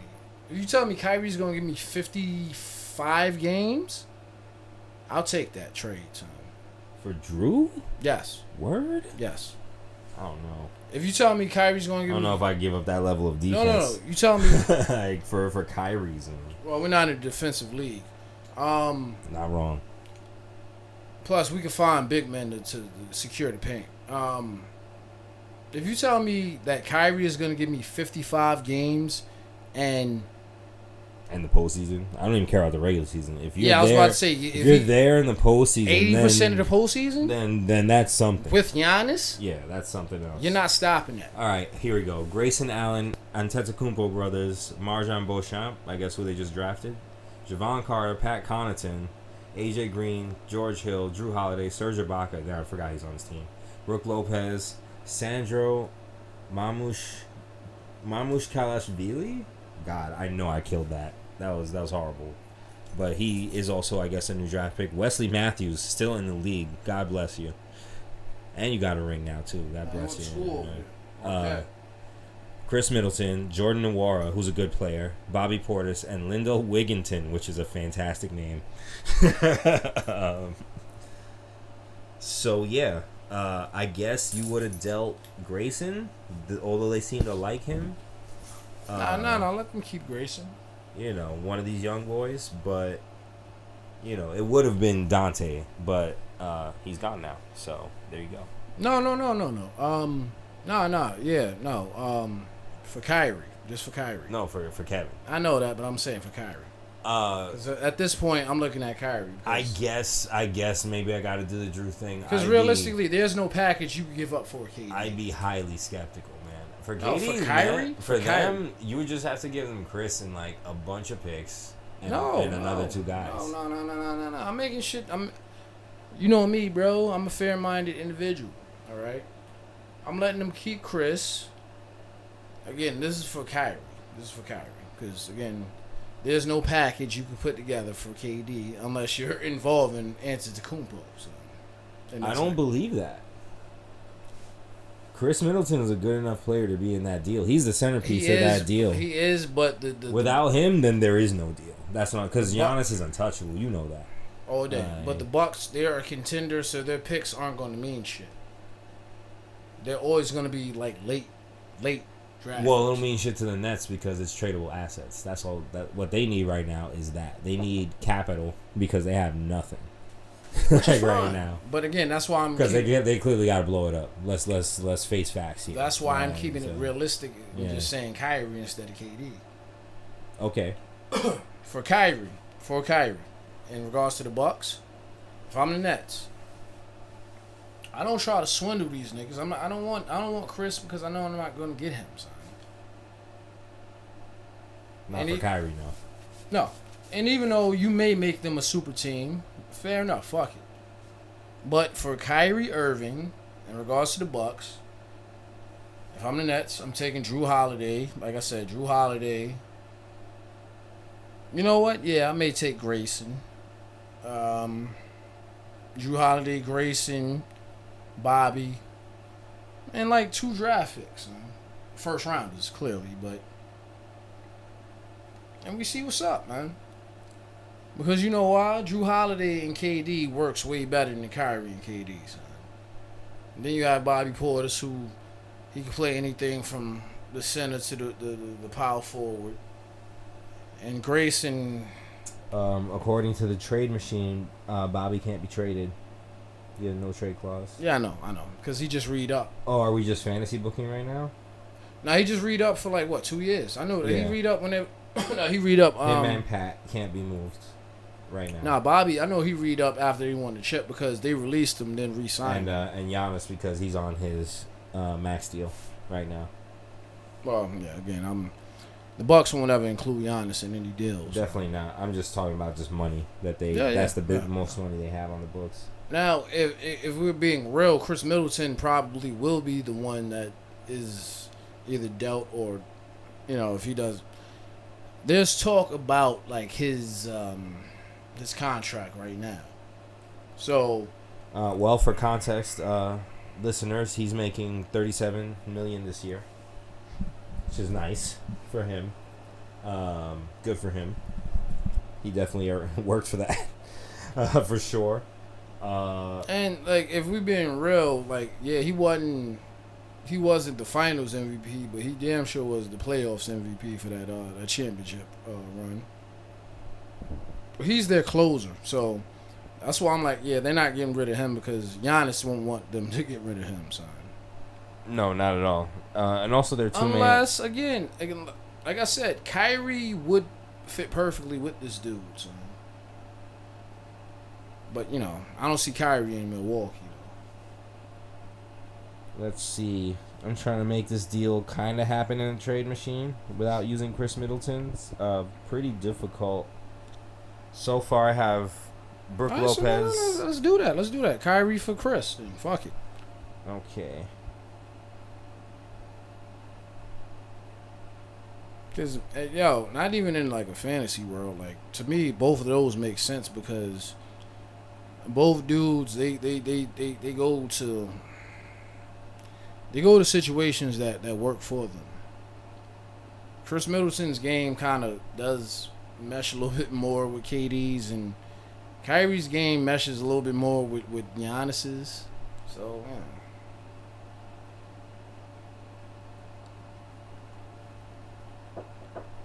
Okay. No, you know who Kyrie is if he goes to Milwaukee? He's like a much better version of your man B. Jennings. Okay, so here's the trade I got. Milwaukee gets Kyrie, Joe Harris, and Blake Griffin, who's an expiring contract. So I figured that was better. I didn't even include picks on this because I forgot to. No. Nets should not. The Nets should not give up any picks. That's even better. So 3 guys for 3 guys, right? So I have Kyrie, Joe, and Blake. No, the Bucks have to give up picks, but they have to. Well, I mean, the trade machine let me do this, so they should just because of the level of player that they're getting with Kyrie, even though he's insane. Yeah, but the trade machine doesn't involve drama and bullshit. No, it's about numbers and contracts. No, it's about and contracts and just play it straight up. I get that, but that shit doesn't include bullshit. Yeah. Brooklyn gets Chris Middleton, Brook Lopez, the return of the God, and Grayson Allen. So 3 for 3, and the money lines up. They're not. No, you said Chris Middleton, Brook Lopez, and Grayson Allen, back to Brooklyn. No. I need Bobby to come with that too. I guess I could switch Bobby for Brook, even though Brook is making more money. Yeah, exactly. Just trade. Exactly. Oh yeah, remember Bobby can't come because he has a player option. He has a no trade. I would put Bobby instead of this guy, but then this is for Kyrie. Yes. All right, cool. Yeah, fuck it. Yeah, I'll take that. It's not bad. I'll take that. Because again, it gets the guy off your team who obviously don't want to be there. You get back a hell of a player in Chris Middleton, who was a nice building piece if you do in fact decide to blow it up. And you get a versatile big man that's already played in Brooklyn and for that franchise. Yeah, and is actually skilled, And you get Grayson Allen, who probably will have a chip on his shoulder because he's been traded. And once again. And he's already. I don't know if he'll be an all-star, but he damn sure will be like borderline. And he's a great player. He's also a great player. No, he's a high-level role player. He's showing. And he's a good player to pair alongside Patty Mills because you have to guard both of them because they can shoot. And Grayson has a ring. And a nice replacement for Bruce Brown, who you gave up like dickheads. Not as a good a scorer, but still good. No, Grayson gets no. I mean, look, can shoot now. He's a great ball handler. Like you're not missing anything with because Grayson, he can get off just the way Bruce will get off. Yeah, so, I just liked him because. No, he did a lot. He did a lot. He was like that kind of guy they needed. Like they. No, if you had both of them, him and Grayson, that'd be nice. Then like you. Where did this nigga go? Denver, I believe. Denver scooped that man. Nice pickup by them. That sounds right. I'm pretty sure, because I remember. It was either that. I remember being happy for him and mad at Brooklyn. I was like, "You guys are stupid. Let that man go." It's fucking dumb. Like this was during a questionable time, but they bought back T.J. Warren, so. Yo, we'll see. We'll see. Hey, maybe he will have a Karras-like resurgence, perhaps. Shout out to Karis LeVert. But other terrible trade that I saw was the more famous one that was covered, which was Atlanta Hawks trading for KD. And the deal I saw was DeAndre Hunter and John Collins and someone else, Bogdan, maybe. So wait, in other words, for Kevin Durant and someone. I forget who. No, I hear all that. It might have been Kevin by himself, but at the same time. But that was it. It was just 2 guys. Excuse me. As we're recording this, and these are like the later hours, or shit, we're in the next day. But yesterday we were notified in regards to certain footage of certain individuals practicing together, and we won't call him a superstar right now, but the light-skinned all-star who you just brought up was the one who showed that footage. Now, a lot of people have to question that shit in regards to like, all right, brother, why exactly were you doing that? You know what I'm saying, was this just you showing to your men's practicing together, or was there some sort of collusion going on? You know what I'm saying? From guys who are known to collude constantly, seemingly. Now, the reality is, KD ain't going to it. Like, as I told the one of liquidity earlier, when he had showed me a couple of these would-be transactions, it's all just talk right now because at this point, nobody can afford to make any of these damn moves. Not without a third or fourth team. And I feel like there are a few teams, depending on the pieces that were shuffled around. I also hope Memphis had their like offer apparently for KD, and they kind of fronted. I don't remember what it was. Regardless of what it was, it would have been like half the damn team. It would have to be, or just again the best ones. It would have been Bane, Jaren, and somebody, another really good player. It would have your main slow-mo, dudes, maybe Bane. slow-mo. No, Dylan, Bane, and Jaren. Or Kyle. You know what? Actually, they could do that. Dylan, Bane, and an old boy, and like it would have to be like at least 3 picks. You know what? Memphis is deep enough and young enough; they can survive that. But I don't know if they win in the chip. Yeah. But they could get rid of those 3 dudes for like again only for KD, and they could be all right. But and the Nets get like a huge shot in the arm that they need so badly. Oh my God! But again, you're right back in what was that 2019? Yeah. But I mean, who's running that show? Kyrie? Unfortunately, yeah. No. If I'm doing that, it's not gonna be Seth Curry, unless it's Seth Curry. I'll be cool with that. You know, I'll be perfectly fine. And then again, as we've been saying for years, Kyrie should be the off guard and murder them. No. If I'm getting rid of KD, I'm getting rid of Kyrie. So. Oh, okay. Because but it seems like at this point you can only get rid of one or the other, because it's not gonna be both. No, the way they made it seem like you gotta get rid of both of them. I think you should get rid of both of them and just start afresh, man. And with the assets that you get back for them, you're already in the woods anyway. Yeah, no, I'm not. If I'm doing that, I'm not keeping Kyrie for any of that. I'm getting rid of him, and whatever I get back, I get back. And then he's gone, man. Like, that's why I would imagine keeping KD is optimal, because he loves when it's his team. He's just not really. Leadership is not his thing, it seems like. So it's not really his team. Yeah, but he wants it both ways, which you can't have it both ways. You can't not. No, he wants to be the main option on the team, but he doesn't want to run the team. Exactly, but it was fine when it worked in Golden State, which is why they got that shit. Like, yeah, because he wasn't running the team, but he was the focal point. Mm-hmm. He was the tip of the spear, as it were. And he loves that. He lives for that. He loves, again, as a basketball addict. You know, he lives for that. He lives to win, and he lives to be good at it, which is wonderful. He is good at it. So, and he has a championship. So now I don't understand why they didn't.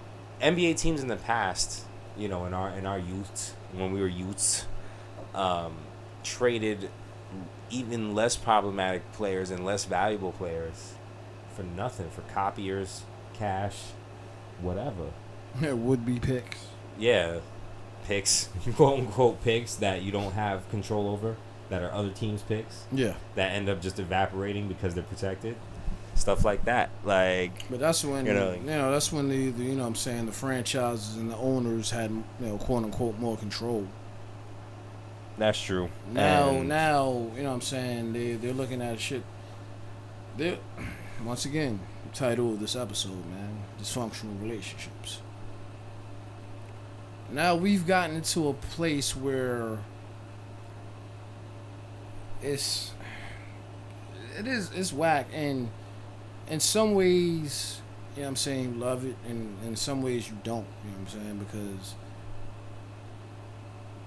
with everything they invest and how much that, you know what I'm saying, these athletes dedicate their lives, you know what I'm saying, to the, this particular sport or, this particular profession, they should have more say into, you know what I'm saying, how their careers go. But now it's gotten to the point where these little niggas are bitches. And these organizations, and understandably so, are allowing themselves to be held hostage. Yeah. By like this diva shit. Yeah. Instead of just saying, you know what, we'll risk going forward without you because it's too much headache. You're wilding. Yo, that's what we are with the Nets. And, you know what I'm saying? Like, you know, we clearly, I don't know how long ago it was. May have been, shit, this probably like during the playoffs when I said this shit. But the Nets are acting like, you know what I'm saying, that significant other that let, you know what I'm saying, the other person run all over them the whole fucking relationship. Now you want to try to stay on your on your feet? Yeah, embark on them, and well, you better listen to what I say. You know, yo, I'm saying, like, no, it don't work like that. You know what I'm saying? And look, to their credit, you know, not even to their credit, Joe Asai, he's the Nets organization has benefited from a whack market.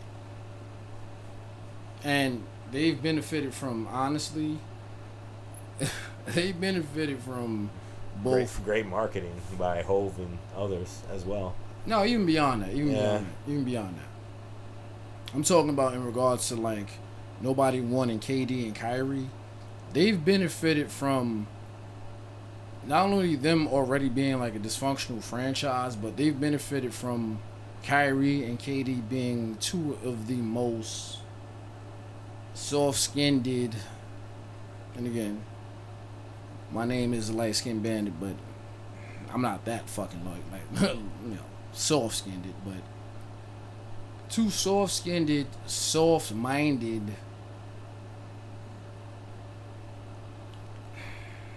Kyrie is a prima donna, KD isn't, but two dudes that. But they're both very sensitive. They're both very emotional, reactionary.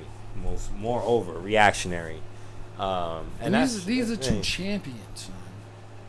And that's the problem I have. If neither one of them had ever won a chip, I could fuck with it. You know what I'm saying? Because then I can understand it. But we're talking about one dude that's a 2-time Finals MVP, another dude that's a 1-time champion who hit one of the, let's say, top 5 biggest shots in the finals.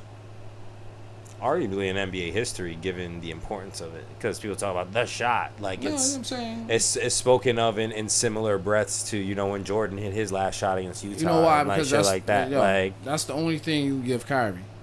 That's the only thing, son. Outside of his handles. His handles, they making people fall down. That's the only thing, son. You know, and I don't want to compliment this nigga, but I feel like I have to here. His much improved playmaking. Because initially that shit was garbage, and I always like to appreciate good playmaking, and a lot of that I understand is facilitated by his quickness and handle, because if you're falling down you can't defend the easy assist or whatever, but no, his playmaking ain't shit. You know, I'm gonna say that right now, his playmaking ain't shit. I'm just saying it's improved, and so I can appreciate that. Because people talk about, like that guy at the bar. Speaking of niggas at the bar we talk about sports with, that guy at the bar got mad where, like, Kyrie is like a top 30 guard because XYZ. He's like, what? No, not we. You said that. Yeah, I said that. And then, well, this man said, like, he's a top 5 player. And I was like, no, he said top 15. Top 15. And then I was like, well, where does he rank in guards? And he's like, he's a top 5 guard. And I was like, you're out of your mind. Word. There's like 15 guards you would not take over this man. Some of whom include like John Morant and shit. Word? No, he was right in that. There's not 15 guards I would take over Kyrie. But There's I not? No. You don't think so? No. Well, we're not gonna do that now because we're running long on time here with this. But honestly, bro, I'm gonna go think about some shit for a second, maybe. But Kyrie is top 10 because right now you probably couldn't even name top like 9 guards that you want before him. So, honestly, and I'm talking both point guard and shooting guards. Oh, that helps a little bit. There's a lot of really Even good, within that, there's still not there's 9 a lot guards. of really good shooting guards out there. Kyrie would be the 10th guard you name. I guarantee you. Probably, because as I said, not however many minutes ago that was. I would consider the deal for him, despite his diva bullshit. If he came to the postseason greased up and ready to go, fuck yeah, let's do it. Yeah, no. That run is worth something then. Like, that's a weapon that is definitely worth having in your team. And even within that realm of that conversation we had, this nigga, despite being a lunatic, still had 50-point games plural this year. So. First of all, I'm not going to argue. I'm not going to argue with any Kyrie fan because you're not going to get anywhere with that. So. And look, I understand why they want to They want to defend him the way niggas used to defend Kobe, but that shit ain't the same, man. But even when I would get into arguments with those guys back then, this nigga was out here like carving the way for himself. Like, I wasn't a fan of him. I hated him, son. Like, R.I.P. to him still, but like, yeah, Kobe wasn't saying shit unless it was on the court. Exactly. Like, it wasn't. And if he did say shit, it was on the court being like, let's put these niggas in the ground, type shit. And I respected that. But like, and I get it, bro. I get it. They want Kyrie to be this fucking ill basketball savant / martyr for all these political issues, bro. Like, but they don't get it, bro. He's not that. And like, they don't see the fact that he's, even though he's, Kyrie just ain't that, man. That's all I can say, man. Or isn't yet, still relatively young. Whatever. Everyone in their own time. Like, I'm willing to have patience because, again, like, it's easy to just, like, kind of Rajon Rondo him and write him off as this nigga's weird. And that's just it.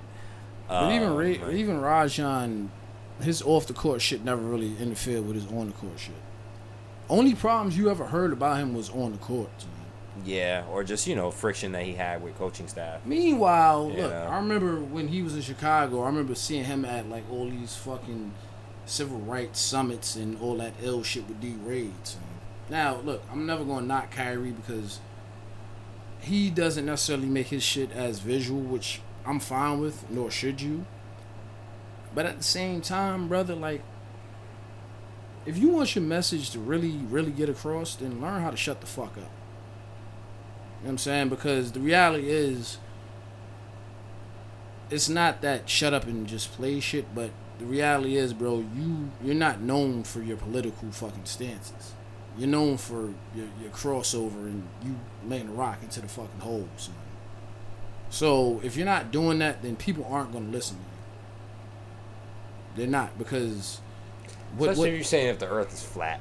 And I know people like get at him a lot about this, but like, and yeah, I didn't even want to get into his. It's not helping. You know what I'm saying? I don't even want to get into that so much. Like, he's an eccentric mind. I can respect that, but at the same time, it's one thing to be an eccentric mind, and it's another thing to be this arrogant asshole who swears he's the smartest motherfucker in the room all the time, son. Meanwhile, bro, nothing you said, nothing you've done has changed anything. So. You know what I'm saying? When the pandemic hit, when everything hit. In fact, this made some things worse. Again, this man cannot be traded. He's radioactive right now. And as the episode we mentioned earlier, Crown Fried Peach Cobbler at the End of the World, that thumbnail in that episode is the near riot that motherfucker caused because Kyrie fans felt that he was justified in his political stance and whatever. And I'm not saying he can't express that. But the fact that this dude caused a riot at the Barclay over dumb shit, like dumb anti-vax shit like that. That's what people fucking got riled up for. Not like, again, I mentioned Abdul Rauf earlier, who was just blackballed for today. Like, by today's standards, is some minor shit that he said. Well, Sharif Abdul, no. Sharif Abdul Rauf. Yeah, a.k.a. Chris Jackson. Chris Jackson, formerly known as Chris Jackson. Like, one of, if not the, well, he may be number 2 to Pistol Pete in regards to point guards of LSU. But what a career he could have had. Look, man. Chris Jackson, a.k.a. brother Abdul Rauf, should have been, well, first of all, I know he was getting it in on the He was playing on the big three, he which was in is the why I big mentioned three. him earlier. But I think he stopped after the second season. But either way, that man could have easily been a Hall of Famer, straight up and down. He was definitely part of that Mutombo Nuggets team that made some noise back in the day. But he's somebody that came up during, like, all right, and it's hard to make that comparison, but that man chose his beliefs over his career. He did. Kyrie was not getting. Kyrie was nowhere going broke. All right, and listen, we could always talk about, yeah, nah, that man was getting his money. Nah, fuck all that. All right. At some point, you have to make that decision and that sacrifice of, like, all right, I'm either gonna choose my career or my beliefs. And a lot of people want to point to Colin Kaepernick about that type of shit, and I won't, because at the end of the day, that nigga wasn't going broke no time soon. So. Because, like, there's And then still got money off the campaigns he was a part Nike of. endorsed him, all right? And I know he, like, donated, and I know he did work, and I'm sure he... No. The man, look. I know he did work with that money. Like, I'm not... Again, in our modern era, he is the only person that, quote unquote, gave his career up for his beliefs, but the reality is he never really had to give his career up. Honestly.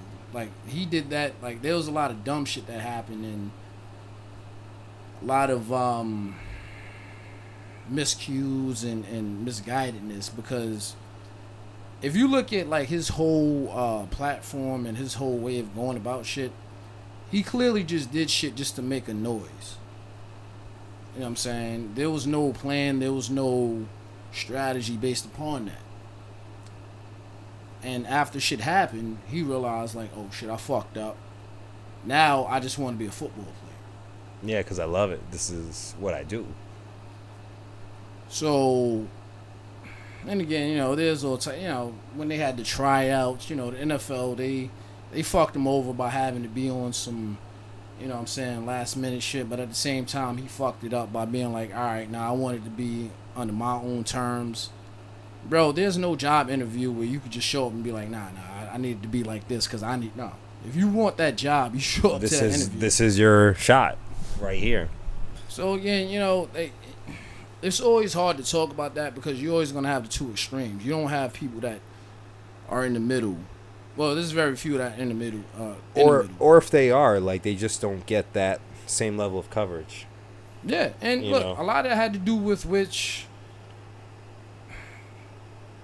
your man Trump, bro. Like, he fucked that narrative up because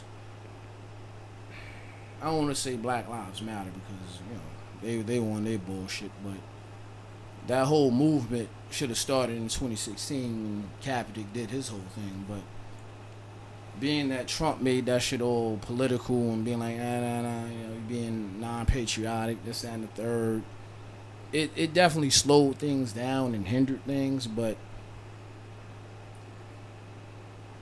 much like anything that's American,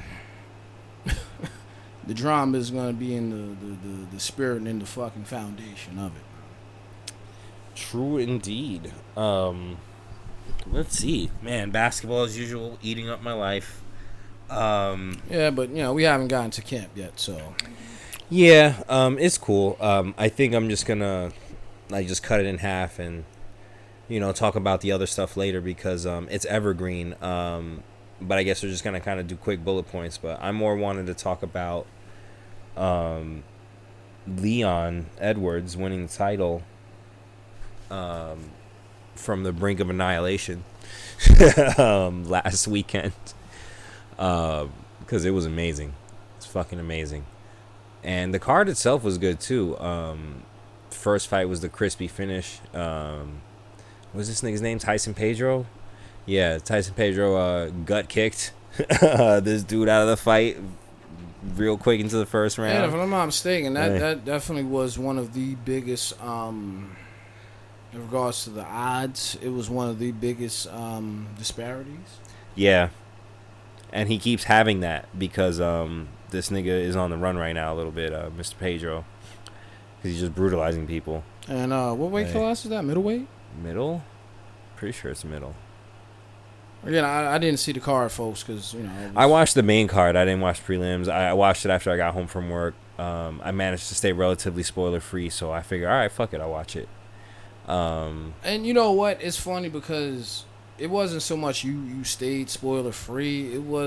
There wasn't that many spoilers for the night. That too, because, again, the main card was good, but it just had a lot of people that, you know, or just whatever, like. And you know what? As you know, not the fans don't know, but one of the managers at my job, he's definitely heavy MMA, and he and I were talking about that, and I told him, I was like, yeah, bro, like, I didn't even realize, like, this. It's funny because I don't remember, like, a time that I forgot that it was, like, this big of a card or a card, like, main event.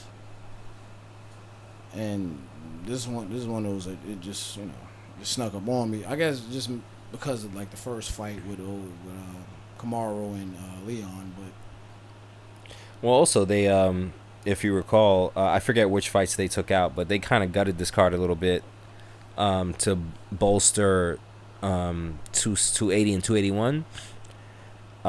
You could tell, like, this card wasn't. Yeah, it was just because kinda, Dana White felt like Kamaru was gonna wash Leon. So shit, I thought he was too. He was washing Leon. Yeah, that kick came what? Craziest spar right at the end of the fight. He fucking hit him with that shit. It was considering, because this is really what I want to talk about this because of the parallels, like certain eerie parallels. Right. One, shout out to Leon, because during the fight interview you talk about it, it's like, I knew I was gonna do it. I seen it, like I felt it. I knew I was gonna do it, and it was nice to see him actualize that because he was getting smoked on the way to that. It was a good fight though. It wasn't like total dominance, but as we've talked about many times, if a fighter gets 5 or more takedowns in a fight relatively easily, they're gonna lose it more often than not, given how heavily they score takedowns and control time and shit. And Kamaru was wrestle fucking him pretty well, honestly. As it was happening, he was fighting the fight he should have fought. And then I think he took him down. Like, he was the first fighter to take Kamaru down. Somewhere near the end of the fight, 3rd round maybe. In 16 fights, so that was cool. Like, Leon. It wasn't like Leon was getting like murdered, but again, like, Kamaru was just fighting his champion fight. Like, he was just controlling the fight and, you know, just kind of putting it on him a little bit. It just shows you the spice, the excitement, and just the true essence of not only MMA but just, you know, while we watch the UFC. Yeah, and MMA in general, and the parallel I wanted to make was Kamaru Usman was chasing the 20th win straight that he had. This would have broken Anderson Silva's record of 19 that he tied with his last title defense. Shows you how hard it is to really do that shit. Kamaru Usman is... and honestly, Anderson, the Spider, probably did that shit with a better division. Oh, man. It was a shark pool. Like, all the dudes the did middleweight? That. Yeah. The middleweight? Yes. But honestly, also, that streak was bolstered by some of those easy 205 wins, like when he smoked Forrest Griffin. And, but that's what I was about to say. And guys like that, you know. A lot of those middleweight dudes that he beat, they were tweeners between middleweight and light heavyweight back then. So he's gobbling up some wins there. He really legitimately, he dominated 2 divisions, but he really should have been the first, like, 2 title. Yeah, the champ, the first double champ. Well, it was BJ, right? BJ won 2 champions. And Mark Coleman? Randy Couture? One of them. No, Randy was the first one. Randy, there we go. I knew it was Randy. No, well, I mean, we talking what, simultaneously? And in general, just to ever do it. Well, the first to ever get 2 chips was Randy. Yeah, and then BJ did it later. But yeah, he was going to get that 20th win, and he was on his way to doing it, and then he caught the Tekken kick to the head. Similar to Anderson Silva when Chris Weidman beat him with the fake punch into the real punch, and it was the exact same thing. Which is crazy because we would have expected that during one of those Jorge fights. Yeah, it was beautiful. Or shit, even during one of those Kobe fights. And what I appreciated is normally I hate getting spoiled on fights, but you telling me Leon won made me feel good because I was like, damn, good for Leon. Like, he just been plugging away and plugging away and plugging away. This nigga really won. So when I was watching the fight, I was like, I remained spoiler free. I just knew that he won. So I was just anticipating. And so watching him getting smoked 95% of the fight or 98% of the fight or whatever, I was like, when does he do it? And so I'm here watching it, wondering, when does he do it? And then it happened. I was like, oh my God. Like, I stood up out of my bed, like I stood over the TV, like I was in my dark bedroom, like trying not to make noise because my girl was sleeping next to me and I didn't want to wake her up, but like it was crazy. Like, the last couple days has just been that gif of Joe Rogan turning as bright red as a tomato and losing his shit as it happened in front of him. So I guess to make it official, Leon Edwards, now the new champion, beat Kamaru with a Crow Cop-like left head kick to the dome after he threw a fake punch to Kamaru, who, as many mentioned, as the commentators themselves mentioned, most champions just kind of like take their foot off the gas at the end of the fight. You know, Kamaru was winning, and he did not, because Kamaru doesn't do that. He presses them, which, you know, is admirable normally, but he got caught. So Leon scared him with a fake punch. He ducked away out of center, and then Leon just kicked him in his fucking head, and he died. Kamaru died. He just folded Kamaru, and Kamaru was just there, dead. He lay dead. And Leon knew it too. Like, I love it because it was on purpose. It wasn't like a Hail Mary or nothing. He's like, nah, I'm just gonna do this.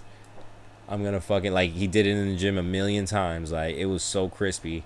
I was like, oh my God. He wanted, like, 4 rounds he wanted that so bad. Like, clearly he saw something in Kamaru that he was going to catch him with that. And he saw Kamaru wasn't trying to finish him, like on some, like... Yeah, just control him and stay on it and, like, you know, seal the win with a nice little bow. Like, he clearly, saw a conservative Kamaru, and he's like, oh, word? Okay. Also, I feel like his coaches got to him because they were screaming at this nigga most of the fight. Like, come on, Leon! Cursing at him. It was hilarious. It was Rocky because he's Leon Rocky Edwards. It's a super Rocky moment. It was wonderful. Like, you couldn't write it better. And what else are you going to do, bro? Like, you know what I'm saying? Leon, you could tell Leon didn't want to go back home to the UK. Like, damn, he smoked me, you know, after all that shit I was talking.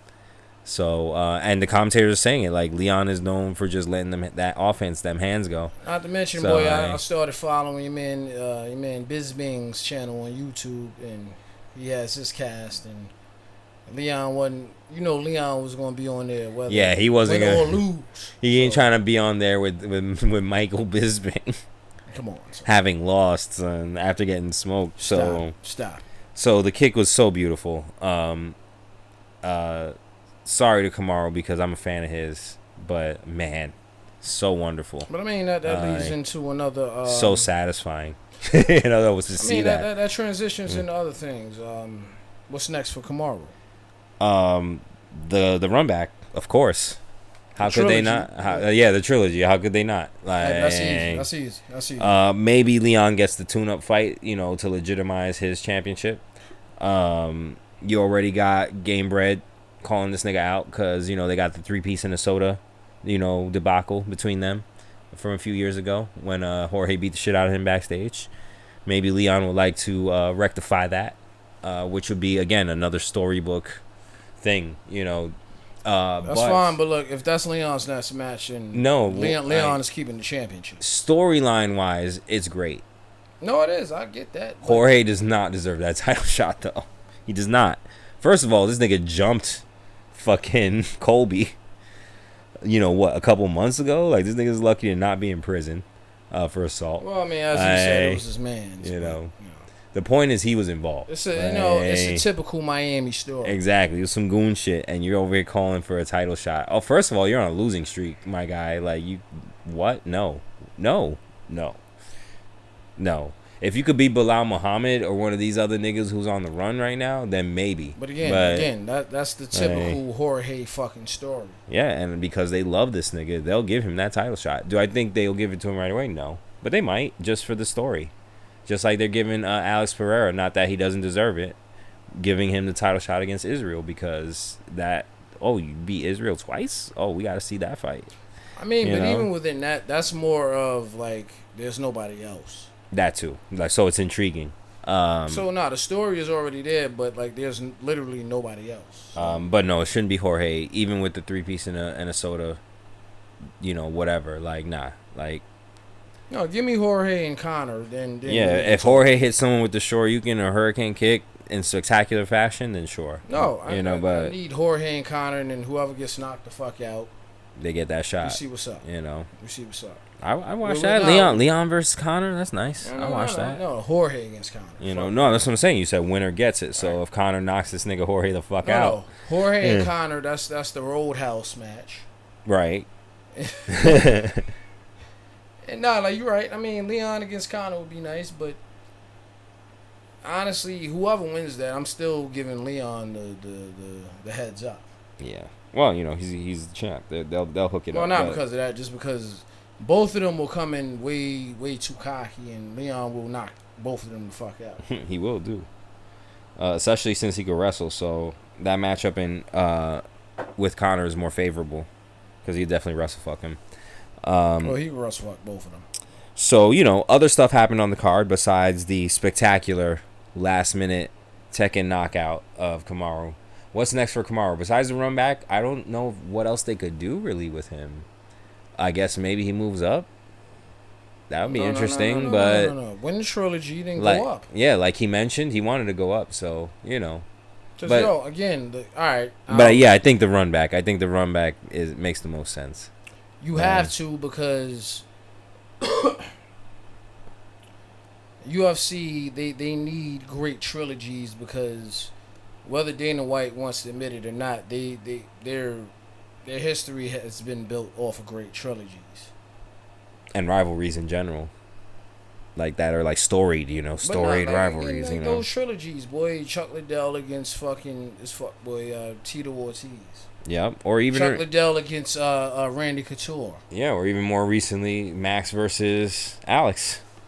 Which was so good, such a nice storied rivalry. We're about to get the third fight of Bones Jones and DC should have been a trilogy. Yeah. Or what we recently also got with these two with Amanda Nunes and this one. Yeah, Juliana. That should also be the run back. We should see that. But to me, that should never been a trilogy because Amanda should never lost that first match. Well, the second. No, I'm saying she should know because. Or sorry, yes, the first match. Because she was out wrestling this chick and she let her lay hands on her. If she would just stuck to her wrestling, she would have won. Yeah, as usual. And that's what happened in the rematch. Yeah, she just controlled. Point is, folks, I won't say I lost a lot of money these last two big events, but these surprises are a little hard on the wallet, huh? No, because like I told you over the weekend, I had Leon winning.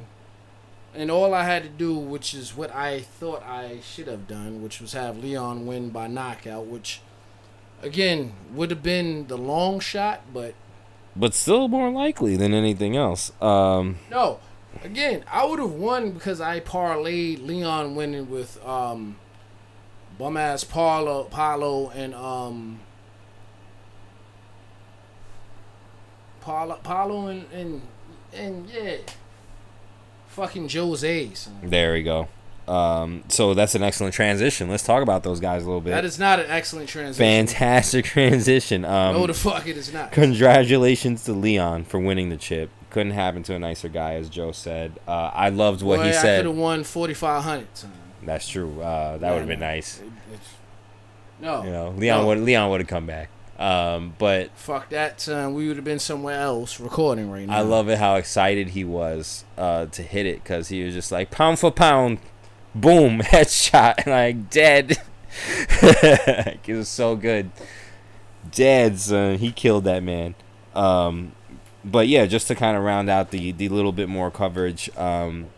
it was an excellent transition by the light skinned one and talking about Paulo Costa. Bum ass Paulo Costa, the eraser, defeats Luke Rockhold in what was a grinder of a match. Lots of hitting of face in that. Lots of Luke Rockhold body kicks as to be expected. Shout out to Luke Rockhold for chilling in the Sagat kickboxer pants next to the fireplace when they were interviewing him pre-fight for the pre-fight promo and package. I've always liked Luke Rockhold as a fighter. He, I guess, is what I would have been because, you know, he's tall, he's rangy. He's probably in the weight class I would have been in. And I always thought it was cool. Like, I always thought it was cool that the tall, rangy, like, lanky dude, you know, because this is long before Israel Adesanya. Even though Anderson Silva was fucking people up, like, he still had to get kind of fat to be 205. So Luke Rockhold's was so enjoyable to watch, you know, as a tall, lanky dude, to just see him horse guys that you wouldn't expect him to beat, you know, with that range and just technique and power like that he had, and the wrestling to back it up. Just, you know, he had the MMA style like in a nice package, you know, like a really good wrestle kickboxer. So I always love watching him fight, even though he's kind of a jerk. Personally, I don't know him personally, but just judging on how he's like talked to people when, especially him versus Michael Bisping, because they didn't like each other in the lead up to their first and second fights. Which is why, in a way, I'm glad that Mike got his title win off him, because Luke was just talking so much shit about him and his eye or whatever. So it was kind of like karma, like, especially since he caught it in the first few seconds. This thing it just dropped Luke like it was nothing. I mean, but again, that's because Luke felt like he was Luke Skywalker. Yeah, man, he's a cocky dude. I get it. He had earned it, you know, and especially after having won the championship. And again, what was shark-infested waters at the time. But again, Luke is another one, bro. Luke, first of all, Luke to me kind of was like the new Shogun, but he never was Shogun. Yeah, kind of. But, you know what I'm saying? Look, Luke wasn't Shogun. Shogun was Shogun. You know what I'm saying? Shogun of Harlem, baby. But I always liked Luke, man. And, I like Luke, too, because I always loved Luke's style, bro. If I was to create somebody in, like, a UFC game... Yeah, it would be him. For me, anyway. I wouldn't... good wrestling, great striking, great power. And, you know what? Fantastic range. God damn it, I grew up a Van Damme fan, so all that kickboxer, blood sport, all that overly kicking, split-legged shit, you know what I'm saying? Yeah. We could do it. So. And I just like to see him hurt people with body kicks, man. He's one of those ones that made me realize the power of the body kick. Like, you know why? Because the body kick is very underutilized. Yeah, although dudes are doing it more. Like, I feel like it's people are realizing like the low leg kick. It's like a jab. Like, you use it to extend your offense and wear people out. Because again, if you fucking kicking the air out of them and like slicing into their ribs, like that shit is whack. Like, they got to stand up on that. So the body blow is a body blow. You won't be able to turn your body to generate as much force in your strikes because your shit is tore up, like, from all the body kicks. Any, like, if we're talking combat, any blow that takes the air out of your opponent, that's an effective blow. You know what I'm saying? Like, people get too caught up in being headhunters, but work that body. It works, man. Luke won a lot of fights because of that. But unfortunately, he didn't win this last one, which it turns out to be is his last fight ever. I feel stupid for not getting that tone in the interview. You know, I felt like Luke was trying to go on another run as he had tried previously, 2 years ago. I believe he last 3 years ago. I believe he last fought in 2019, before last weekend. And you could tell he's like, you know, I just had to get my mind right. I was in a weird place, stuff like that. I went through it. But Paulo won. And as I said in the group chat to my colleague here and co-host, it's sad that, I guess it's more of a statement of how much heart Luke has. And also, I guess he knew deep down, like, maybe this is just my last fight no matter what. because he looked so tired like throughout most of it, but he made it to the end. He survived. That and the boy, them legs, you can't take them leg checks too much. Yeah, he was. Paulo looked pretty good, not only shape wise but technique wise in this fight. Speaking of headhunting, he did kind of. Look, Paulo is what, like 8 years younger than this dude? Yeah, he's coming into his prime, and Luke is out of it. So like, Paulo's style is much more. He could be the new Shogun if he wanted to be. But I feel like mentally he's not as sharp as Shogun is. When I talk about Shogun, I'm just talking about the kicks. But I'm same thing. He threw a lot of like spinning shit and shit that I never seen him do before. But again, that's not his normal style. Paulo is just he's more just your straight up, stay in the front of you. Well, he likes to, he's the eraser for a reason. He likes to just obliterate you. But this one, his striking, him fucking with Israel has clearly, him fucking with Israel and other middle and Marvin Vittori, because Marvin Vittori pieced him up like pretty effectively too. So, well, I mean, look, Marvin's boxing is way better, and his wrestling, like that's why Marvin's a real threat. And Paulo wasn't going to beat him. Like, especially since he came in overweight or whatever, and injured and all this other shit, excuses he made. It wasn't going to happen. But in this fight, he looked sharp. He was in great shape. Didn't talk that much shit. His offense looked different, which is what you want if you're going to evolve as a fighter, because he's still young. Especially if he's going to stay in that division and try to compete for the chip again against shark pool of a division. I mean, the lights weren't on. And I'm looking at Paulo like that. When the lights are on, he's not. When they're off, then he's a monster. But the fact that he couldn't finish Luke Rockhold, not to take anything away from Luke Rockhold, but a gassed, exhausted Luke Rockhold who was still tagging him at the end of the fight. But again, that was a horrible matchup for Paulo. Horrible.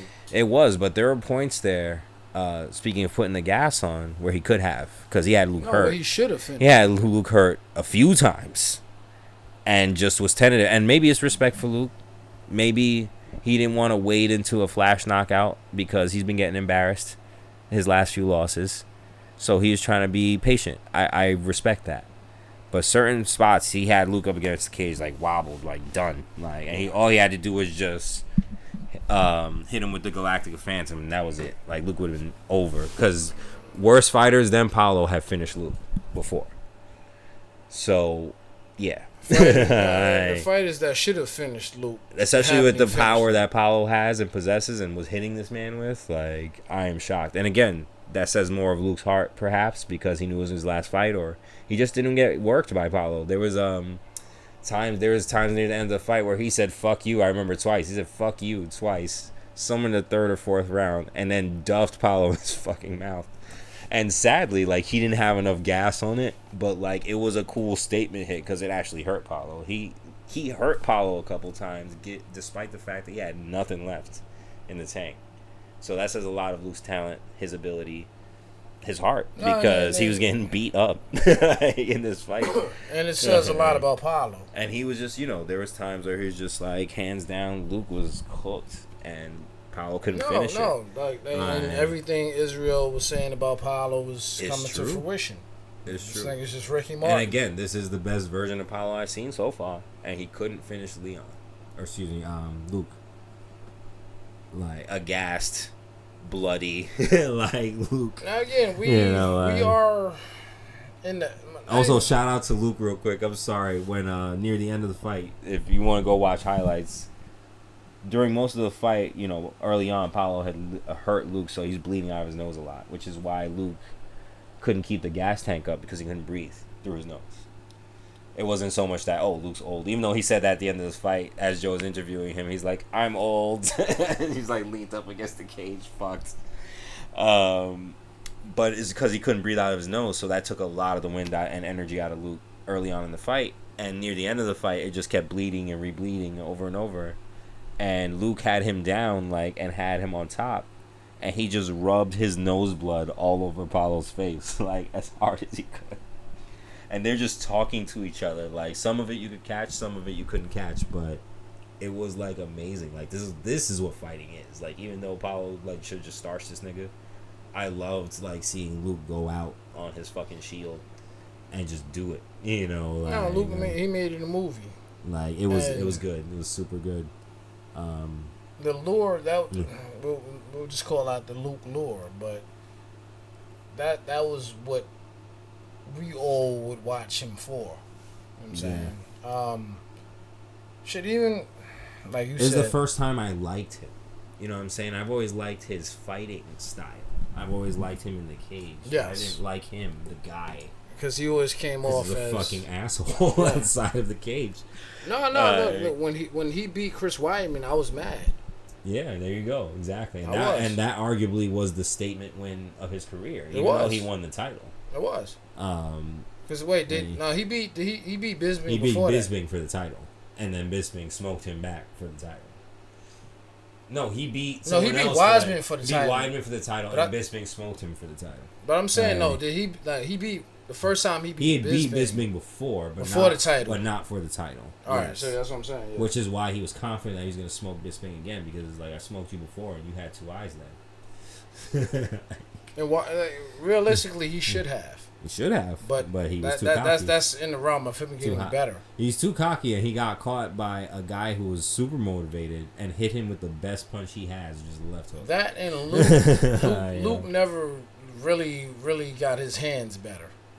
Yeah, it was all about his kicking and wrestling mostly. Because look, even though he had that crazy, like, I loved his long, like, kind of range overhand, but it wasn't anything crazy. No. Like, now that we see guys like Israel and people who got crispy boxing like that, you know, your Jared Cannoniers and your Bobby Knuckleses and all that, like, if Luke would have just became fucking Chuck Liddell, he'd have been good money, son. Yeah.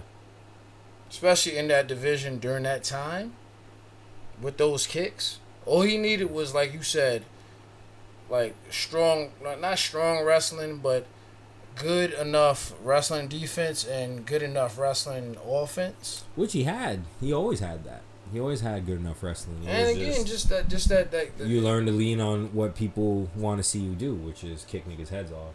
So he went away from wrestling. In more recent fights, like the Weidman win, he wrestled niggas. Like, and again, to wrestle a nigga whose calling card is wrestling is amazing. So that goes to show you how confident he was there.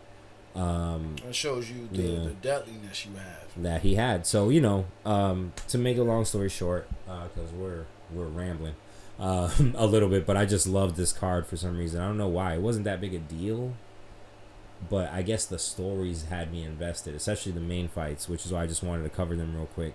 So Paulo Costa retires Luke. Luke retires at the ripe old age of 37, like me. So I definitely like felt more for him because I was like, I'm 37. He says he's old. He's over here fighting niggas. This nigga's ripped and shit, like saying he's old. So Luke Rocco retires. Props to him. Thank God he won the title at least once, and was not like didn't have a good career with no belt. Actually, he was Strikeforce champion too. So there you go. But still, no UFC belt. That's the one people care about. And the other major fight was Merab Dvalishvili, I don't know how to pronounce that well, versus Jose, the legend, Aldo, who's been on a streak of late, looking real sharp as old man Jose. But Merab was ready for him. He just pressed him like he does everyone else. And they had a fight, man. It was crazy. A lot of wrestling, a lot of defense, super technical. And Rob just edged him out because right near the end of the fight, he just started like tagging him, really kind of airing him out. And the only reason I really mentioned this fight, besides the fact that he kind of made beating Jose Aldo look easy for him, without taking him down either. Because again, he did take him down once. He was also the first guy to take down Jose in his long ass career. The first guy to take him down. So that shows you how good Merab is, because Jose's fought some wrestlers, man, and just dismantled them. But yeah, Merab he just aired him out. It was great. It was kind of a thing of beauty. Even though I was sad that Jose lost, but one of them had to lose, and so I'm glad it was Merab who won, because Jose had been champion before. Clearly, he still got enough gas in the tank to make another run of it. So this won't derail him too badly. And it's good for Merab because if he wins once or twice more, he'll get a title shot or move up in the divisions. Because the other reason why I think this is an interesting fight is Merab trains with Aljamain Sterling, who's the champion of his division. That he is currently fucking niggas up in. I think it's 7 straight wins or 8 straight wins now. Yeah. And so at the end of the fight, as he's being interviewed, because Joe just straight asked him, he's just like, if you keep putting together these wins, like, what are you gonna do? And he just went on this impassioned speech in pretty good English, because he said, when I came here, I had no English, I had nothing, I had fucking nothing. And he points to Aljo, who's like in the background, and Aljo's trying to stay off camera because that's his man's moment or whatever. Biggest win of his career. He beat a legend who is not washed at all, is still very dangerous. No, it's definitely a dude you don't want to see. No, and he met and rose to that challenge. And so he's giving Aljamain all the credit in the world. He's like, he made me the man I am today. Without him, I would be nothing. I train with him every day. I was just like, stop asking me if I'm going to fight him because he beats me every day in the gym. Like every day I lose to him in the gym, is what he said.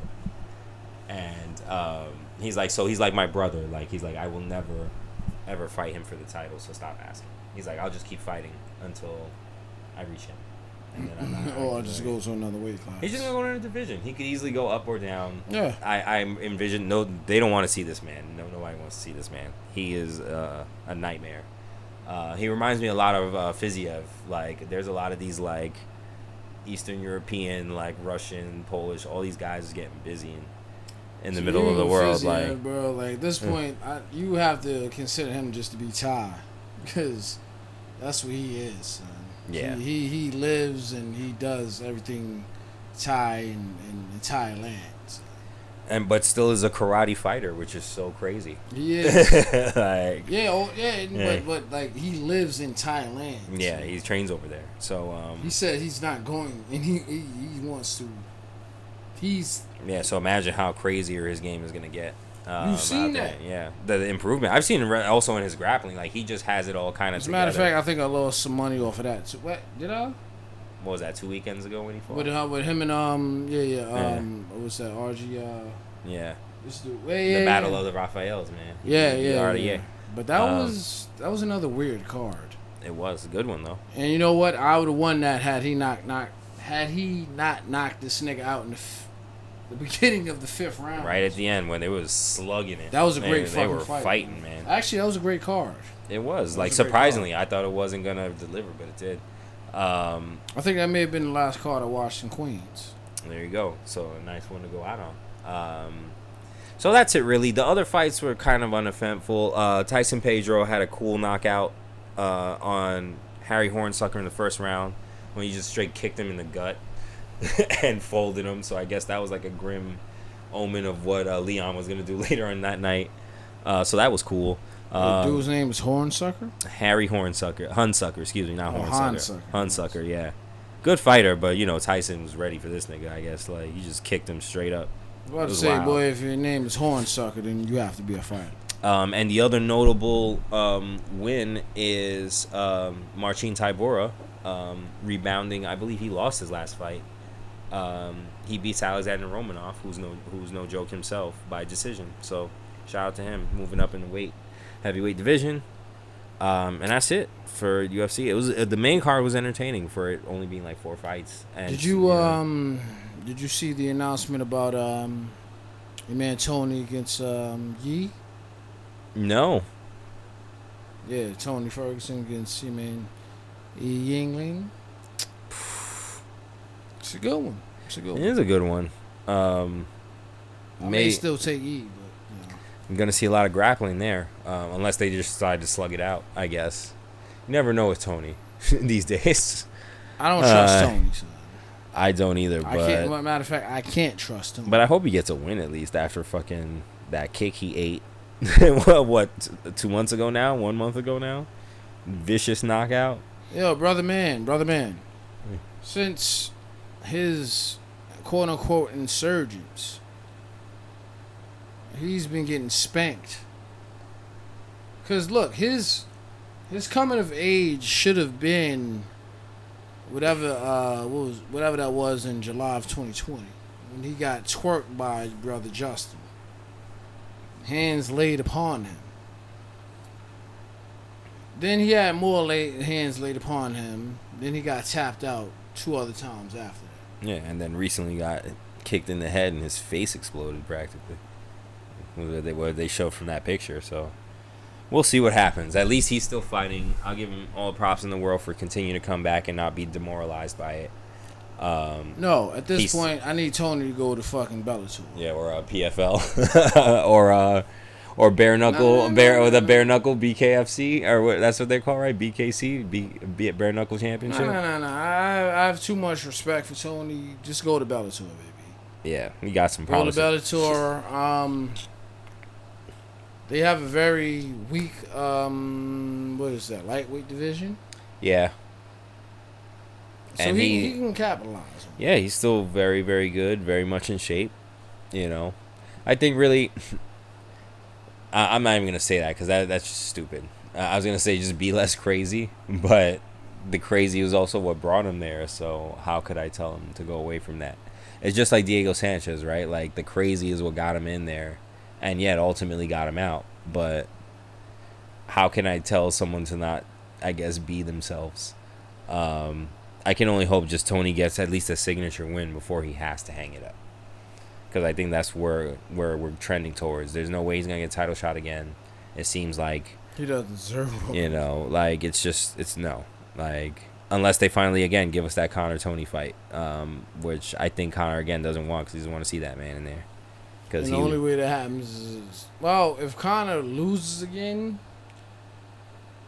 I mean, listen, look, we could do that for like a end of the year type event, but no, neither one of them deserves title shots. Dana White should have realized a long time ago he should have like at least one event that's like, you know, just that pure, there's no titles involved. You're just talking name against name. You know what I'm saying? Just. Yeah, super fights or, you know, money fights that are interesting. And yo, look, when they started their contract with Fox back in 2011, that's what that was, because that's when they also started those 5-round, 9-title events. Mm-hmm. And I remember that because, again, the first one was fucking Shogun against fucking Dan Henderson. Son. No. Excuse me. The first Fox event was when this nigga knocked out Kane. When Junior knocked Kane out. Yeah. That was the first Fox event I ever saw, which they had. It was like, that was a, you know, title event, but the first non-title event was Shogun against Dan Henderson. And now, you know, we're getting too much lore, but you know, it's nice to revisit a little bit. Well, but I guess we have to because we're coming back to that age. Yeah, of a lot of highlight, you know, because of the apocalypse and how much development that shot into the UFC in terms of interest and whatever, like. And there aren't any real super fights in regards to championship matches, but we have like a lot of I won't say undercard, but like main undercard, you know what I'm saying, events that we can see. So. Yeah, and the looming John Jones-Francis fight is the only super fight they have. If it ever happens, as the days going on, I feel less and less confident about it though. No, it's not gonna happen. Because of the money they want, and they don't want to pay 2 niggas all that money. Again, the only one you can talk about right now is really Kamaru against Israel. That'd be nice. That'd be fun. Shit, not even that. You know what? Don't they train together though? Like that'd be weird. I mean, that'd be weird. No, Francis did fight Cyril, so it's whatever. But if I'm Dana White and I'm making fights, if Kamaru wants to come up, him and Israel is cool, but me personally, if I'm investing money, I would prefer to see Kamaru against Robert Whittaker. Well, they wouldn't give this nigga a title shot right away, even if he is Kamaru and pound for pound or whatever. He would at least have to see Robert or someone or Jared Cannonier or someone. Yeah, like yeah. that. I was gonna say Jared. Like he'd have to see Marvin Vittori. You know what I'm saying? One of those top, niggas before he saw the title. I'm cool with that too. Because those are good fights to make. They all are. And that's how it should be anyway. I hate this whole you just get a title shot because people want to see it. That shit makes me crazy. It's like, but he didn't earn it. You know what? No, I'm all right with that. If you're talking about somebody that's been on like that ill run, that's earning it though.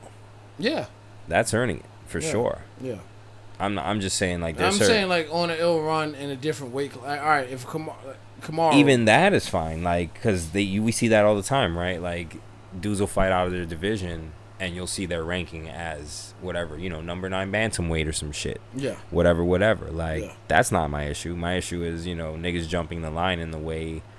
The way they do with Conor. Yeah, or just niggas like that, like Sugar Sean. And not to take anything away Sugar Sean has done, because he's great. He deserves it. But you could tell they want to push him. Darren Till, there you go. That's the example I use all the time. Injury-prone ass Darren Till. Even though he had great wins, they've just been shoving this nigga on TV all the time. Shoving this thing because they want him to. Now that, thank God, Leon is the champion, they have their new UK hotness that they can market because they've been fronting on him for years, even though he was just quietly fucking niggas up for years. But not Darren. You remember Darren was on an ill run. I understand before, that. That it's just that shit happened, they really. But even as that injury shit was happening, they were putting this nigga on dumb cards, even though he's either getting hurt in fights and losing them, or losing them. And they still wanted this thing. And again, he's entertaining. He's funny. I want to see him on TV. I want to see him in the ring. But there's niggas who are on crazier runs that they don't fucking book. That's just what it is. It's noticeable. They play politics. There's certain guys they want on TV. There's certain guys they want to push. They've had Sugar Sean on TV a lot. And again, I don't mind that. Great fighter. So I'm cool with that. But we know it's not just because he's a great fighter. It's because he's marketable. They want him to blow up. He's got the rocket pack on him right now. There's certain people who just will get that. People that's always going to want that. Yeah, that too. Especially if they're earning it, why not? But, some have not. It's just, because they mouth off enough, they're marketable enough, they cut the ill promo, whatever it is. They latch on to that and not so much results. Until again, you're on the ill run, until you have 7+ wins and they can't deny you. In the UFC, because that's hard to do. Shit, look at Aljamain, son. He's a champion. He's a fucking champion right now, and they don't market this nigga. Well, he has questionable wins, but, Yeah, it's a little susness around him, but he's still a marketable champion. He hasn't done anything super crazy. And they don't market him. They just do not. They're thirsting for TJ to be champion again. Hoping, praying this man wins that belt because they love him so much. He's another one. They have their favorites that they just fucking push. Even win or lose, they push them. They get on TV. They get into events somehow. It's just yo, how are you fighting? You lost your last 3.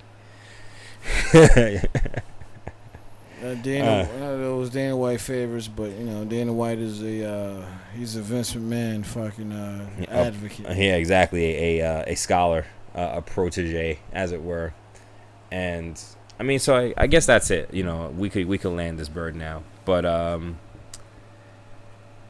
I am eager to see what UFC is like in the next couple months. As is basketball, as the man said, this is the season. This is the sports season that we really care about. Season of the snake. As my birthday approaches upon us. There's all types of shit going on, but yeah, that's really all. For now, it's been a nice little we almost hit 2.5 hours grab bag, and we'll have more for you. One last thing, Khamzat fighting Nate Diaz, 2 cards from now, because it's Cyril and Tai Tuivasa next week. It's Khamzat, Nate Diaz. It's Islam against Charles against Do Bronx. Once again, look, the if you're a UFC fan, the end of the year usually is some real spicy shit, which I always appreciate. Well, summertime into the fall, into the winter time. Well, they have their months they choose on purpose: July, November, end of the year. It's the beginning of the year and like the last part of the year. They love March, WrestleMania time. No, they love February and March, and they love July, August, and then November. November is their WrestleMania because that's the MSG card every year. And if they could have some like New Year's-esque shit. Yeah, they try because you could throw some like crazy title fight or something together, or like post New Year's, like early January, like type shit. Yeah, they like to do that. That's very boxy. Very Wrestle Kingdom-y. Yeah. Yeah. So we'll see what those things are, but the next couple cards are gonna be some heat. So we'll cover those in their own UFC and MMA centric episodes. Stay tuned for those when the Lightskin one return, if he returns from the wilds of Florida in one piece. No, listen, I mean, shit will be action packed regardless. Even if I'm still within the confines of the Floridian nature, you will still get some banditry. You know what I'm always some banditry. So, for those who want that banditry, where can they find you? I'm saying on the gram. That is Insta. We're not talking about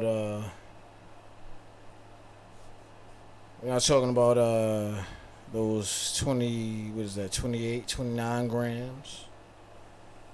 We're not talking about that 1.5. We'll just be talking about that Instagram right now. And that's the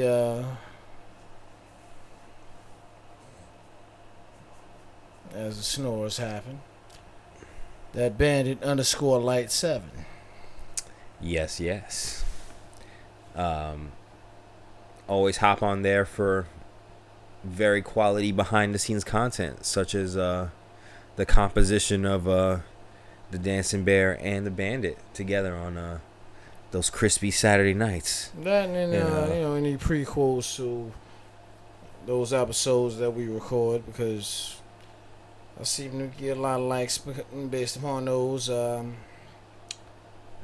seen the Siamese cats we have, being Stormy and Boo. Shout out to them. You know what I'm saying? They probably scratching mad shit. I don't need them scratching right now. But they know. It's like, now's our chance before he comes back. Yeah, rubbing all types of furriness against shit I don't need to be rubbed against. But at the same time, we giving y'all some real life shit.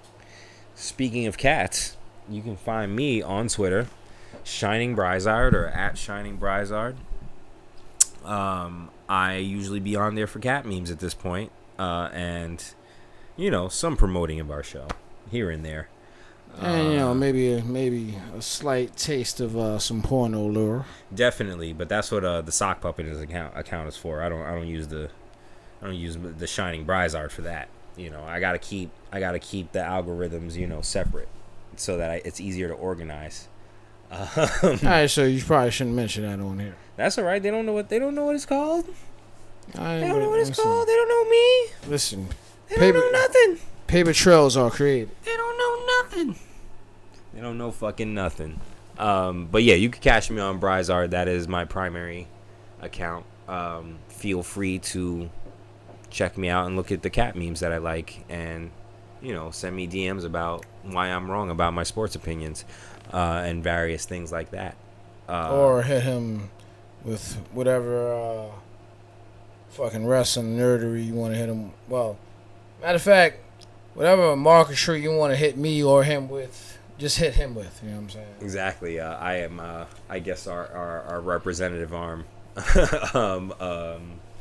So yeah, if you have some inquiries, like I said, that barrel of Georgie, we're ready for it. I guess. As a matter of fact, now we have that barrel of Georgie for you wrestling marks. Oh man, there we go. We'll save that.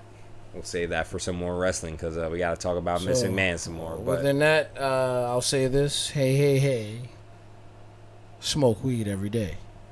That's what I'm about to go do. Goodbye, y'all.